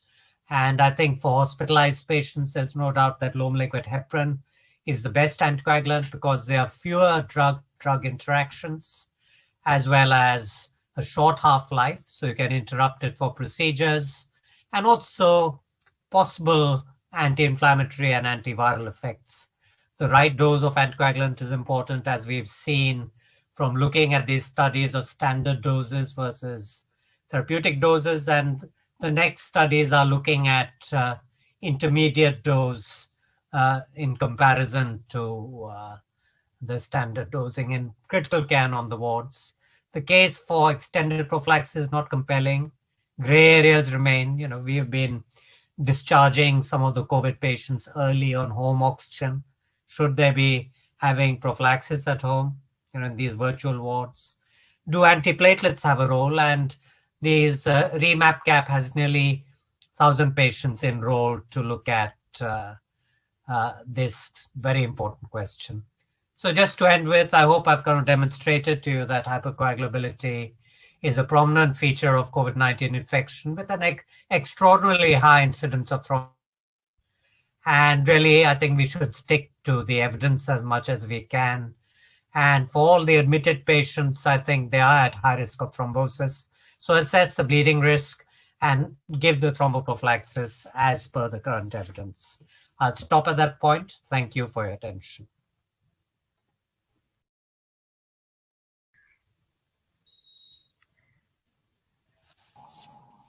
Thank you so much, Dr. Rupin. You've given a total understanding of the last 1 year, what we have been, the literature has been changing and our ideas have been changing and we've been changing our practices. So what we are going to discuss now is not only the COVID, because now I think for last many years we have been practicing thromboprophylaxis in admitted patients who are admitted for more than 3 days in the hospital. So we are going to discuss COVID-19 because as an endemic, I think it is still going to stay. And we really don't know because there have been resurgence of infection in various parts of the world. So we have to be attentive, we have to be careful, and we have to share our experiences. So what I'm going to ask, let me start with Dr. Arnindam. Do you feel, Dr. Arnindam? Yes, sir. Yeah. Do you feel there will be a better acceptance of the risk of venous thromboprophylaxis in ICU patient among clinicians after having managed so many thrombotic issues among COVID-19 patients? People will be more accepted to this? Definitely, because this had been an absolute year of mayhem for all of us, and one of the mainstay of the treatment for COVID had been anticoagulation. And I was listening to Rupen sir's deliberation where he also put up a question whether it has to be used in the community also. So I have seen not only critical care physicians but other physicians also using anticoagulation, and that too on a parenteral route for patients even at home who are being managed at home. So I think not only critical care physicians, the other physicians also have accepted it. But I think you will also agree with me that the critical care people have already accepted it. It is time for the other specialties to accept it in a more broader way. Let me ask a broader question to everyone. Dr. Kushra, what are your top learnings from COVID-19? Of course, they'll be similar what Dr. Rupen said. So, and how do you take these learnings to the non-COVID patients? Yeah. So since we are going to talk about thromboprophylaxis, we'll not talk about the other lessons we've learned. But one thing is for sure that thrombosis is a very, very important component, as you mentioned, Dr. Rajesh, in the beginning, in COVID patients. Especially if the patient is hypoxic and the X-rays or the HRCTs are not very suggestive of a COVID infiltration, then thromboprophylaxis is needed because thrombosis is one part. What we have seen in this 1 year is not only venous thromboembolism, but I've seen a lot of cases of arterial thrombi. We've seen retinal thrombi, and we've seen purpura fulminans and so on and so forth. So thrombosis is definitely a very, very important part, and we have learned, and it has revived our teaching or practice of fast hug and using the thromboprophylaxis for the non-COVID patients as well. So I'll put the same question to Dr. Ebenezer. So what are your learning and how do you take these to the non-COVID patients? See, the most important learning in this particular COVID pandemic was that we should always have a very, very heightened sense of awareness, and we should always be on the lookout for venous thromboembolic complications. So this occurred very, very subtly in managing severe COVID patients. And apart from that, the most important learning what we found out was, even though there was so much talk about thromboprophylaxis, etc., It's 5:30. still I think standard dose thromboprophylaxis for inpatients and a lot of talk about extended prophylaxis when they discharge, probably the data is not there to support. So these were two things which stood out, and still there is a lot more data which is required to see whether we can increase the dose of thromboprophylaxis in critically ill patients. So heightened lookout for complications, we have to be on the lookout for them. Yeah. Dr. Rupen, I'll ask you, do you think what we've learned from COVID-19, it has some bearing on the non-COVID patients? I think it has kind of highlighted the importance of thrombosis. I mean, in the UK for the past 10 years, we've made risk assessment of all admitted patients mandatory, for example, and we have kind of demonstrated 20% reduction in post-discharge VT deaths, which I think has been highly impressive. So I think it has brought the awareness of hospital-associated thrombosis to the fore. And also, I suppose, because of the extent of the prothrombotic risk, it has also revealed some of the limitations of the current strategies, and that we were still seeing high thrombosis rates despite using standard prophylaxis. So I think it does highlight to us that there's still further to go. And but I think overall, I think it highlights most of all the importance of being aware of the thrombosis risk and doing a risk assessment in all the patients and giving them the right prophylaxis if they need it. So, Dr. Kushrao, taking this further, what are your views on the structured risk assessment? There are Capillary score, Padua's risk score, and there are other scores as well in critically both COVID and non-COVID patients. So let me take the non-COVID practice first. So as Dr. Rupen said, the risk assessment model, the RAM, is very useful as a practice to keep in every ICU. So we have the Caprini, which is a surgical patient risk assessment, and we have the Padua, which is the non-surgical hospitalized patients. Both have a scoring system, and it looks at all the risk factors which we all know: obesity, bedridden, ICU care, patients who have been immobilized, obviously, and so on and so forth, elderly patients, malignancy.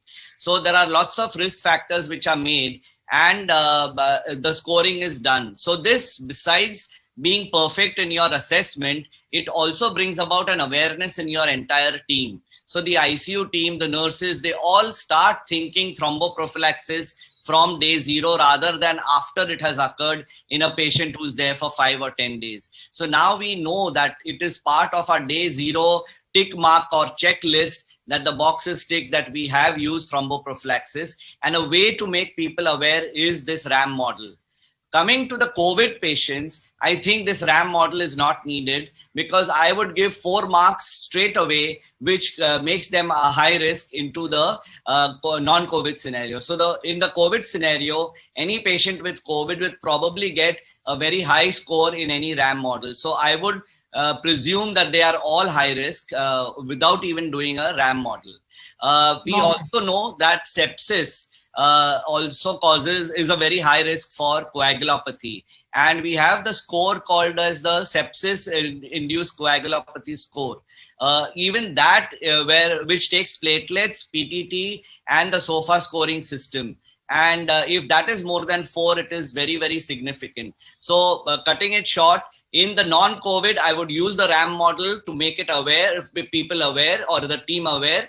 And in the COVID scenario, I would probably do a 6 scoring system, and I would make thromboprophylaxis. Okay, all right. So, Dr. Rupen, let me ask you, as I was saying right in the beginning, D-dimer, do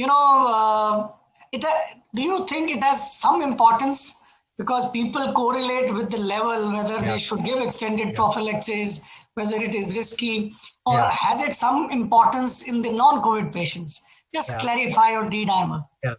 So I've spent a large bit of my career trying to discourage unnecessary D-dimer testing in the ED. There was a time where every patient who came with whatever ache or pain had a D-dimer sent off.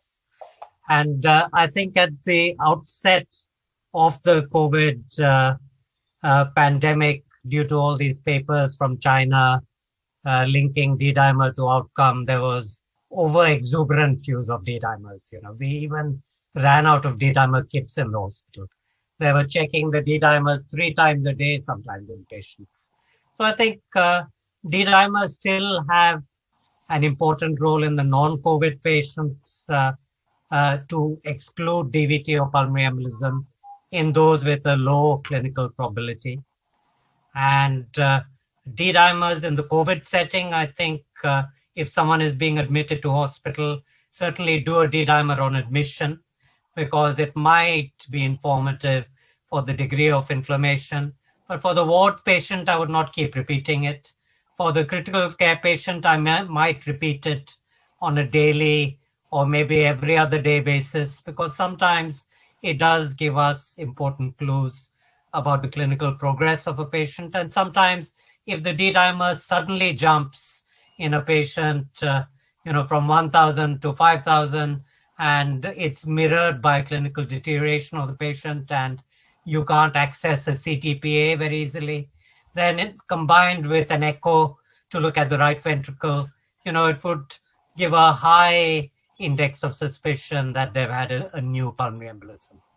Okay. So I think there's a utility, but please don't overuse it. I'm aware of people who also use D-dimer for risk stratification.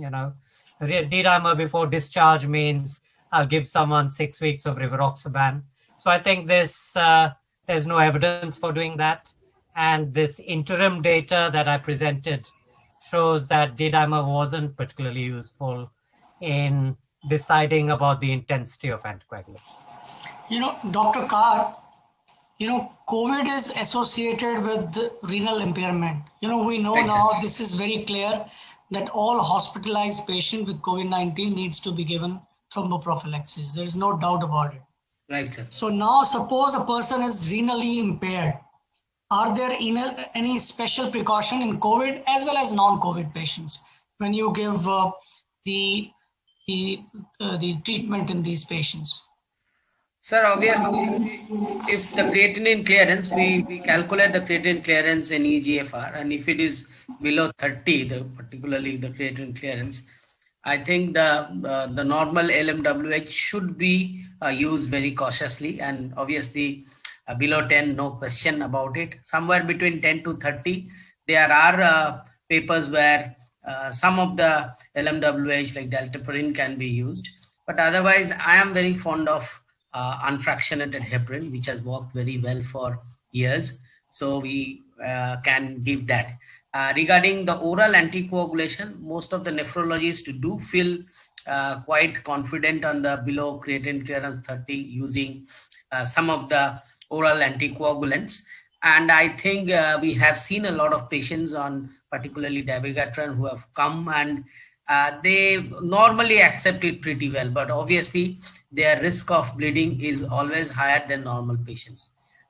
Fortunately, or I don't know whether incidentally, India didn't see a lot of patients on renal dysfunction the moment we came to know that the dehydrating these COVID patients was not a good idea. So rather than putting them a little on the very minimal positive balance, so I don't think we have, particularly I have treated almost 2,000 patients. So if we have maintained a balanced fluid support, right, we didn't see that much of renal dysfunction. Dr. Rupen, what is your idea about the renal impairment and use of... So I think Dr. Carr has made some very good points. And certainly in the first wave, we saw a lot of patients on renal replacement, at times nearly 1/3 to half of the critical care patients. And we are not seeing that this time around, I think, in part due to the early use of dexamethasone to reduce the kind of thromboinflammation, and in part, this issue about the fluid balance, because last time around we were drying the patients out, which was putting them into acute kidney injury. But I think a further point is we were last year seeing a lot of blocked renal circuits. And for those patients, we were using either unfractionated heparin or low molecular heparin with anti-10A monitoring. And I think the operational thing is that because of the inflammatory proteins like factor VIII and fibrinogen being so high, the APTT is falsely shortened. So people keep increasing the dose of infractionated heparin to 50, 60,000 units a day because the APTT is not budging. So really the only safe way of monitoring that group of patients is by doing an anti-10A level. But otherwise, if you use citrate for the renal replacement circuits, you see much less clotting in that scenario anyway, which would be our first recommendation. I have just 5 minutes left, so just be very, very quick and very specific. So Dr. Ebenezer, what is the role of oral anticoagulant in prophylaxis of thrombosis in critically ill patients? Do you think there is any role? See, the problem with using oral anticoagulants as a prophylactic during inpatient admission is due to drug-related interactions. And apart from that, we are using a lot of immunosuppressants also. So that is also there. And there are a lot of experimental therapies being used still, which we don't know whether it will interact with the oral anticoagulations. So in that aspect, I think we have to be very, very careful when you're using direct oral anticoagulants for inpatient therapy. So we have to be a little bit careful. I will stick to the routine standard thromboprophylaxis like low molecular heparin. That should be the ideal thing to go about. Yeah. Dr. Kushra, so what is the role of mechanical thromboprophylaxis in critically ill patients? Just revise quickly. Yeah, so basically mechanical thromboprophylaxis has been proven beyond doubt that it is not better than medical management of drugs. Only in the cases where they had one trial which used dual mechanical and drugs, and they realized that that had a slight improvement, but again, no evidence to say that.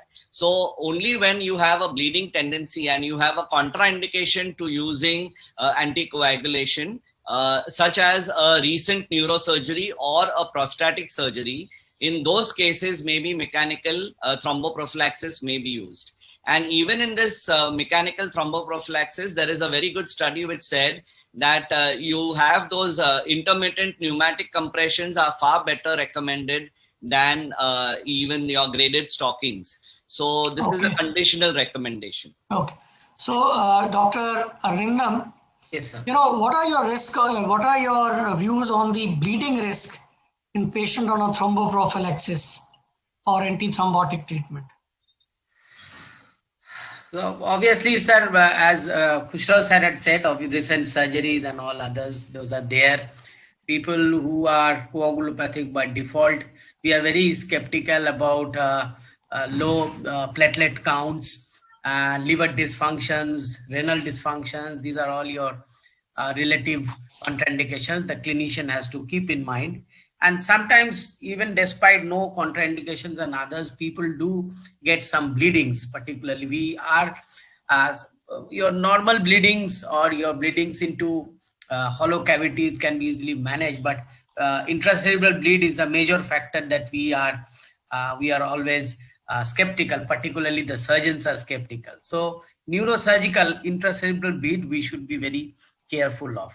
Normally, these are safer drug if we keep in mind the absolute contraindications, and we do keep in mind the dosage, and we do monitor in severe cases the anti-10A activity, but it is seldom found.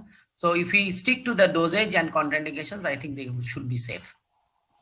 Okay, so because no, there is no time. Oops, sorry. So we are in last about 45 minutes. Whatever I will just summarize. I'll start with the first line. He said, don't trust everything you read. That's what we've learned during COVID. And even in a high impact journal, because a lot of articles, that have changed. So always wait and assess every paper carefully before putting it to practice. And of course, research can be accelerated, as he said, through collaborations. And this is the way I think the future research will occur all over the world. Thrombosis in COVID affects both large and smaller vessels, both arterial and venous system, microvascular thrombosis. And all these patients of COVID, they need to have a prevention, particularly if they are admitted. No prophylaxis in patients who is outpatients or is discharged home. So that means there is no role of prophylaxis at home. That means if you are outpatient, you don't require. And if you have been given thromboprophylaxis during your stay, there is really no evidence so far to say that you need to continue this, which is a very common practice, being people are being prescribed the drugs at home. And it is very important to do a risk assessment, and appropriate prophylaxis should be given. And patients who have a little high risk, as he said, we can give an intermediate risk. The intermediate dose. Intermediate dose means that if you are giving prophylaxis, like say enoxaparin 40 units, you give it 40 units, not only once, you give it twice a day. That is your intermediate, because the full dose is much higher. So I'll just again say that there is no role of extended thromboprophylaxis. The other, which very important paper which has been published, and there are 3 trials, REAP, MAP, Active 4 and ATTACK, that full dose during admission may have some benefit. And mind you, it is only the benefit in the moderate patient. It is not benefit. There was rather harm in a severe patient, people who have multi-organ, and you need to classify moderate means moderate. And the result have still not been published, but this is probably, I feel this would be, these papers would be published after they are peer reviewed, but this is in the offing. D-dimer should be used appropriately, not always.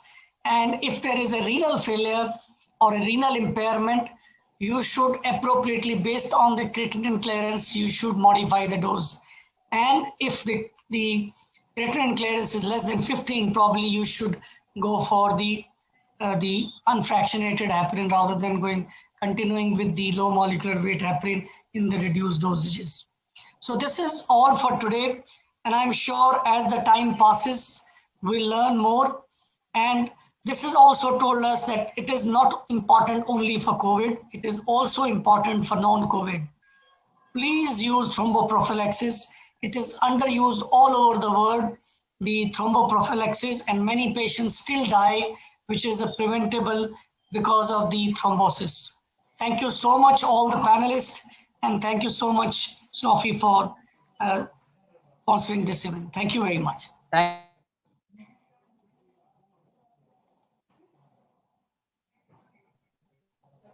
Thank you, Chawla sir. Now coming to the last presentation in this session, but not the least, there is this new term that we are all listening to, mixopathy, whereby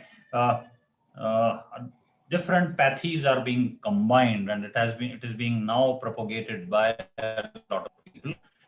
And even though we are not talking about pure medicine, but I think this is a topic which is very, very important.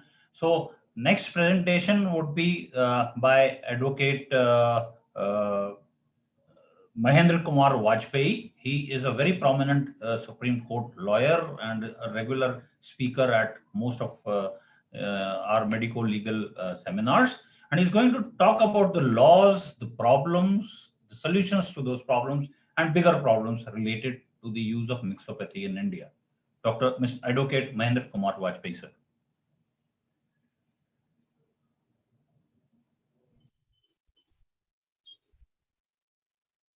Dear doctor friends, today we are going to discuss a topic that is in controversy, mixopathy. A new term, but very apt. It comes in the background of a notification issued by the Government of India, whereby students of Indian medicine, Ayurveda acharyas, Vaidyas, they were permitted to perform certain surgeries, around 50 of them. What is this mixopathy? What is the law around this mixopathy?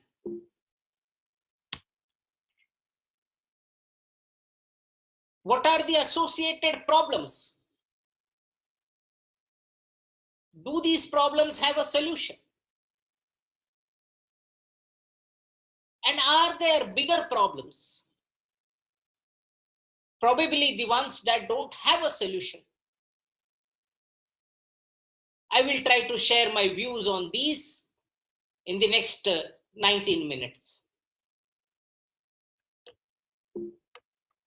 Friends, before I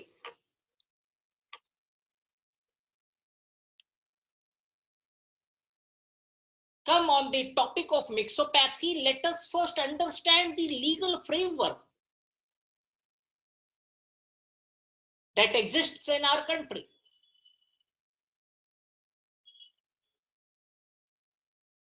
We have Constitution as the super law. The lawmaking machinery is defined by Constitution, is described, is set down by the Constitution. And the Constitution has given certain powers to the states to make laws, certain powers, certain topics, certain issues on which the center can make laws, and certain topics on which both the central government as well as the state governments can make law. Medicine happens to be one of them, especially education in medicine and regulation of medical profession. It is in the concurrent list, list 3. Both the union government as well as the state governments can make law on them. So the central government obviously is empowered. It has made laws on medical education, on privileging, on regulating medical profession. Certain statutory bodies have come under existence under the relevant laws passed by the Indian Parliament. As far as allopaths are concerned, earlier it was MCI, Medical Council of India. An Indian Medical Council Act 1956 was passed. Medical Council of India came into existence under that law. Now the National Medical Commission is there under again a law passed by the Parliament. Friends, this is the broad framework. What is this mixopathy? Friends, there have been consistent efforts by both the central government as well as the different state governments to introduce mixopathy, to give rights, to empower, to privilege practitioners of other pathies into allopathy. And these efforts at times have been very direct, at other times it has been very indirect.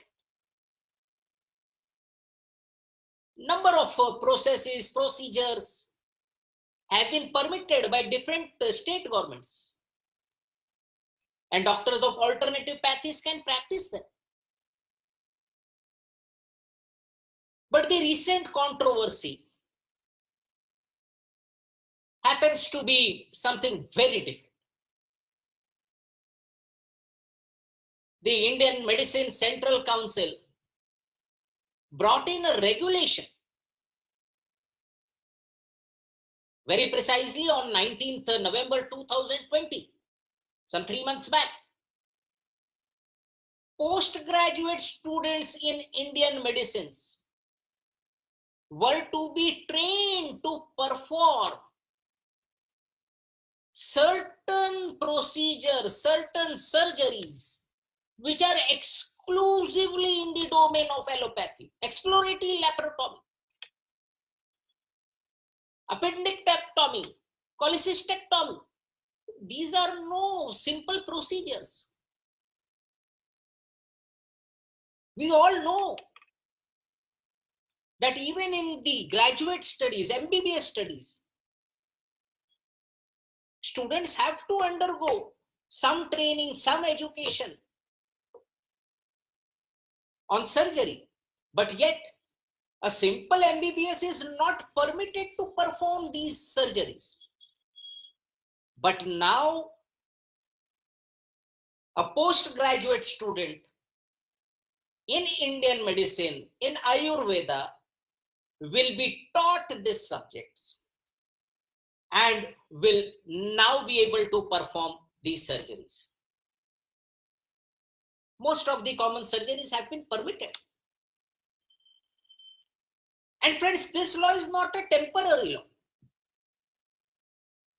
The government of India did bring a temporary law. Although doctors were trying to get a permanent law on violence against doctors, but an ordinance was brought into existence.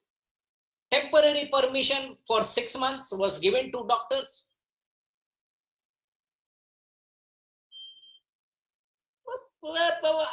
It was only to stop violence, to control the menace of violence. Permanent law could have come. But the legislature, the government of the day, in all its wisdom, did not think it fit to bring such a law. So, the permanent law permitting the postgraduate students of Indian medicine to perform these surgeries happens to be the root cause of the present controversy. Indirectly also certain clarifications were given by the concerned government, but they are merely an eyewash. Does law permit such a mixopath? Friends, the Indian Medical Association, the national body, has filed a petition in the Honorable Supreme Court of India. And the Supreme Court of India has heard that petition. It would not be appropriate on my part as a practicing counsel of the Supreme Court to comment. But with whatever elbow space, limited space that I have, my humble opinion is that this attempt of mixopathy violates Article 21 of Constitution of India. It is a direct threat to the life, to the profession, to the earnings of a doctor who has done his MBBS, who has done his MD, who has done his MS, who is a super specialist. And friends, much more than that, it happens to be a direct threat to the life of patients of this country. Friends, renaming a surgery is not what the government is trying to do. They are simply permitting students of another science. It is a science. Ayurveda is not quackery. It is a science. An ancient science. I'm proud as an Indian that 3,000, 5,000, 10,000 years back in my country, this science was there. But now what is being tried to be done is something with which I don't agree. It is unreasonable. Friends, I'll share some reported cases with you and some questions that I have in my mind. That's all.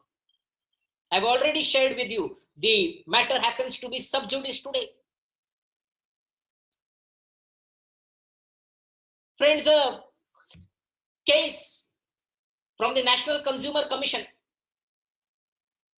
Patient was suffering from coida equina syndrome. An orthopedic surgeon performs surgery of the spinal cord. Post-surgery, the patient loses sensation in lower part of the body.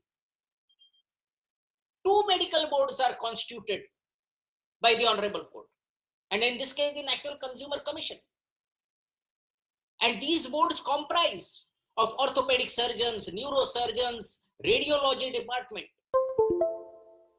And both the boards unanimously hold that yes, for this type of surgery, both the orthopedic surgeon and neurosurgeons are competent. The question was whether the orthopedic surgeon was competent to perform this surgery or not. The patient was saying no, it ought to be a neurosurgeon. And based on this expert opinion, the orthopedic surgeon was not held negligent. Now my question, and this is not a question to the court, this is a question to myself. As a student of law, as a citizen of this country, as a patient, in all cases of negligence, in surgery, cases of negligence will come. It is not that a student of Indian medicine is not negligent. When he performs surgery, he will also be equally liable. There will be some standard of care for that doctor also. So in all cases of surgery, now will a Vaidya, a Ayurveda Acharya also be a part of the expert committee that gives opinion to the court? Earlier, it was only allopathic doctors. In this case, a neurosurgeon, an orthopedic surgeon, a radiologist, they were involved. Relevant specialists, relevant consultants. Bigger question.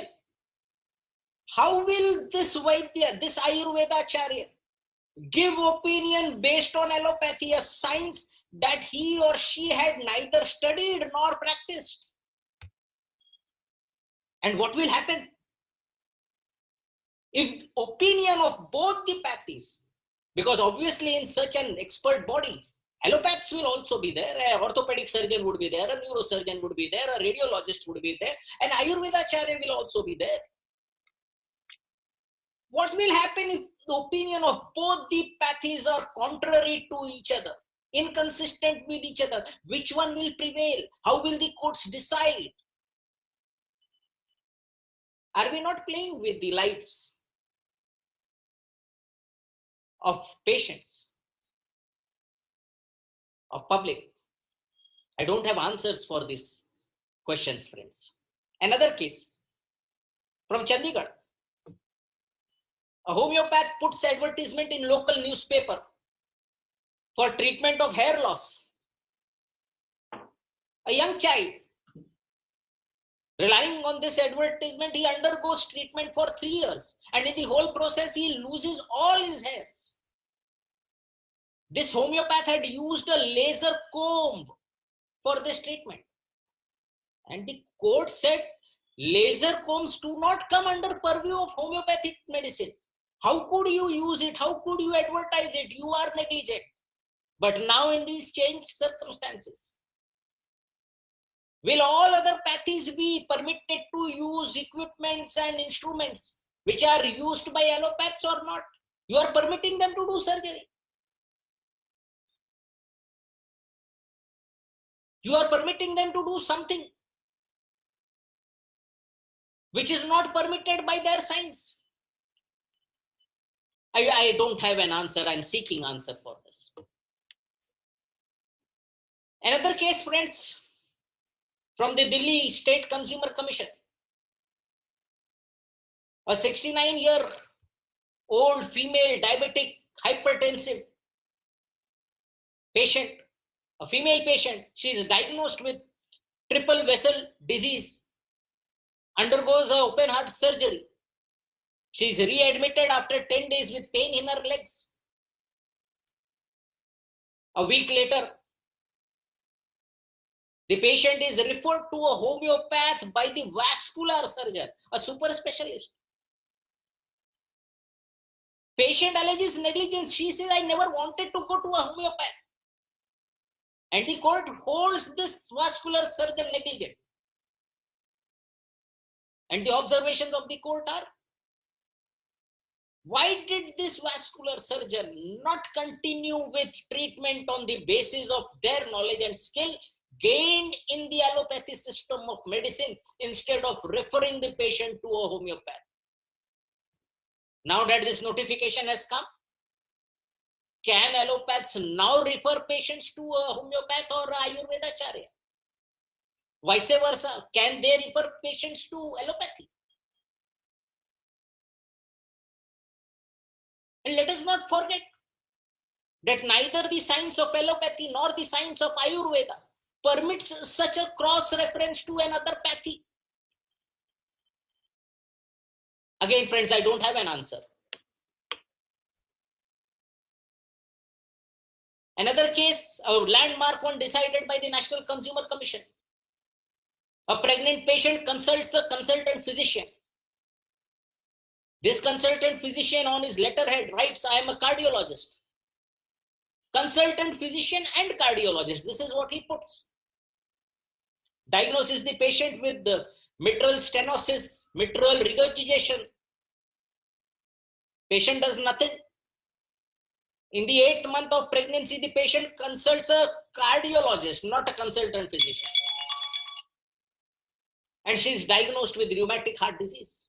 Immediate cesarean is performed, but the patient goes into coma and dies.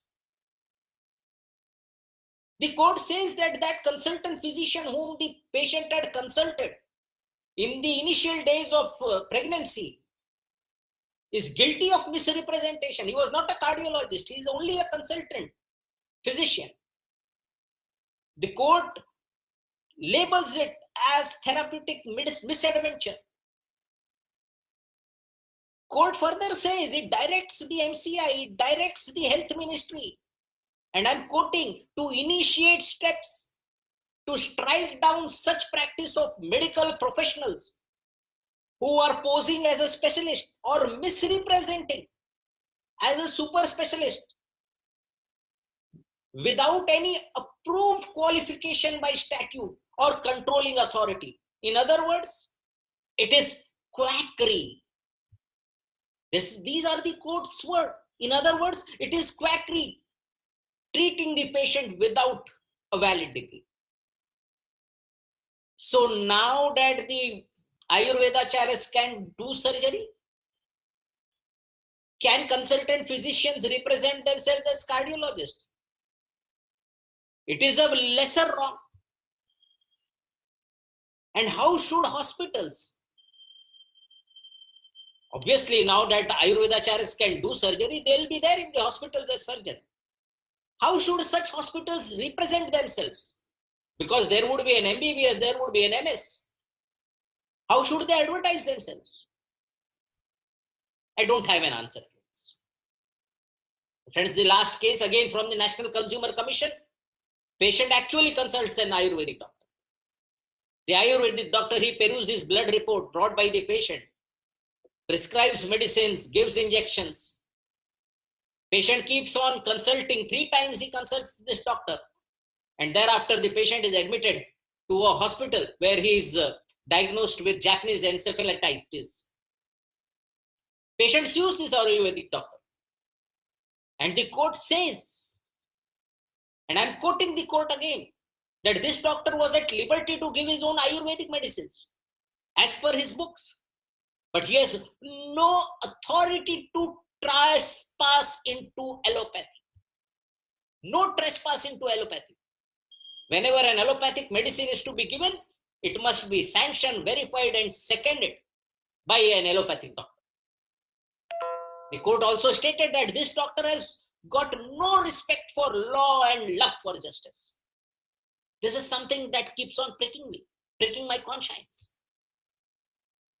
Now with a simple notification, does an Ayurvedic doctor get authority to trespass into allopathy? The court has used such stern words and quite justified in using so. It is the National Consumer Commission, the apex body, as far as consumer courts are concerned.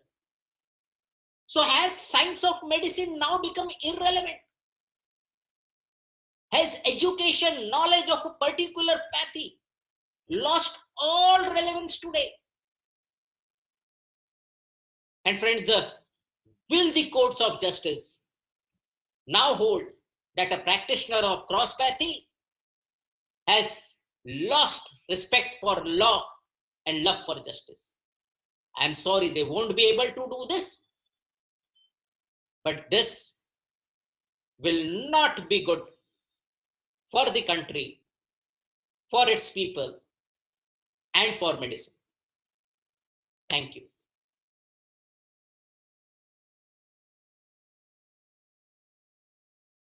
Thank you, Advocate Vajpayee, sir.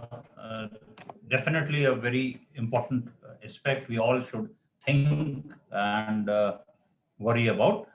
Now, as you'll realize that we are more or less over with the routine presentations. So we have a beautiful video that would be played. This is part of the best of e-Criticare, and this is on the recent advances in management of TBI by Dr. Matthew Joseph from CMC Vellore. After this particular video, this session stands concluded. You're most cordially invited to join all of us for the inauguration ceremony of Criticare 2021. Over to Dr. Joseph Matthew. Okay. Thank you, Harsh. I think I last did this talk in 2017, recent advances in the treatment of TBI. At that time, I looked at this register. It's a basically UK and slightly Europe-based register on randomized trials that were going on in head injury. All right. If you look at what happened to them, all the X's are ones that were proved of no benefit. The timing of surgery was never published, and the fluid resuscitation was plus minus. If you look at it now, I looked at it earlier this week, and there are only 5 trials going on, of which 3 are post-trauma, not acute trauma. All right. So why is there so little research going on such a common topic that needs so much attention? Okay. We generally rely on the Brain Trauma Foundation as a source of all evidence-based guidelines for treatment of head trauma. All right. They have evidence. They looked at evidence-based treatment options for these various things. Monitoring, thresholds at which you should intervene, and they guided their guidelines by looking at the quality of the literature. All right. So high confidence means even if you do more research, it's very unlikely to change the recommendation. And then moderate and low, etc. And when they presented the things as levels of evidence. Level 1 meant you had high quality evidence. Now, if you look at the Brain Trauma Foundation guidelines, there is one recommendation which reaches level 1. That is, don't use steroids. Nothing else we do in trauma has reached level 1 level of evidence. Now, why is that? There are 2 problems. One is the outsized influence of these 4 clinical features on the outcome from head trauma. All right. Now, this is where I really miss having an audience in front of me, because if I had an audience, I would say, okay, now which patient will have a worse outcome? And everybody will say 65 years old. Now, unfortunately, I don't have that kind of feedback, but it's obvious the elderly person would have a worse outcome. The person with the lower GCS, same age, lower GCS, worse outcome. Same age, same GCS, pupillary asymmetry, worse outcome. Everything the same, hypotension. The hypotension patient has worse outcome. Now, the problem is these 4 have such a huge effect on the outcome from a patient that you do this beautiful randomized trial, you get 100 patients in each arm. And one of these things is asymmetric. Your trial is useless. Your trial cannot be interpreted to mean anything. If you want to do enough randomization to make sure all these 4 are roughly equal in both sides, you need arms of about 600 to 650 patients in each arm of your trial, which is almost impossible to do. Now what people are doing, say the Boost 3 trial, what they're trying to do now is there are various prognostic models for head injury. Rather than use age or randomization, pure randomization, they're randomizing them into what is the likely outcome going to be. And with 40% chance of poor outcome, they make sure there are equal numbers of 40% poor outcome in each group. But obviously this is a little contrived. The second problem with doing trauma, research in trauma, in TBI especially, is for doing a randomized controlled trial, you need a fairly homogeneous group of patients. Both the patients you put in each group, except for your intervention, should be reasonably similar. Now, this is a classic standard picture showing the variety of things that can come. All these patients could be head injury with the GCS of 7. But obviously the outcomes are going to be very, very different based on so many things, because they're all different pathologies. So trying to make one drug work for something like this is like saying, okay, this drug is going to work for cancer. Not breast cancer, thyroid cancer, brain cancer, no. All cancers. What are the chances of a drug being shown to be effective? Practically 0. Same problem with head injuries. You do not have a homogeneous group of patients unless you make the group so small that you say all patients between 25 and 27 years old who came within 48 minutes of trauma, and finally it will deal with only 2% of the patients who come to your ICU, and therefore it's not applicable to the general population. So these are the 2 major problems with trying to do randomized controlled trials, get level 1 evidence in trauma patients, is that you do not have homogeneous patients, and therefore it's very easy to have bias creep into your results. Therefore, we are unlikely to ever get level 1 evidence in any traumatic thing unless there's some really miracle drug or intervention comes up. And therefore, I am not going to give you any. If I was thinking back when I got this topic, in the last 2 or 3 years, I can't think of any major modification I made in my management of head injuries. There really are no very significant recent advances. The way the neurosurgical community, or not, I shouldn't say neurosurgical, the neurosurgical, neurocritical, and trauma community, neurosurgeons, neurointensivists, and general trauma people are trying to get around this now, is by arranging consensus. We are not going to get level 1.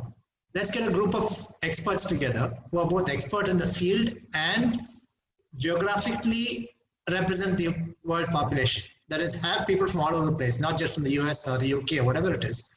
Get people from Africa, from Asia, from Australia, from China, from all over, and bring out a consensus saying, listen, in the circumstances, this is the best thing we think you can do. All right. I was fortunate enough to be involved in 2 or 3 of these ventures, and it is, it's a very rigorous process. It's not just somebody sitting down in a room and chatting and then saying, okay, let's do this, let's do that. For the Seattle conference, we worked with 1 survey a week for 12 weeks before going there. We sat there for 3 days, 3.5 days, starting at 7 a.m., eating meals while talking till 7:30 p.m. at night. Then we went and got drunk, but that's a different matter. But every day we worked 12 hours for 3.5 days to get a consensus that this thing. There was a lot of argument, lots of people objecting to what other people said. It's not easy.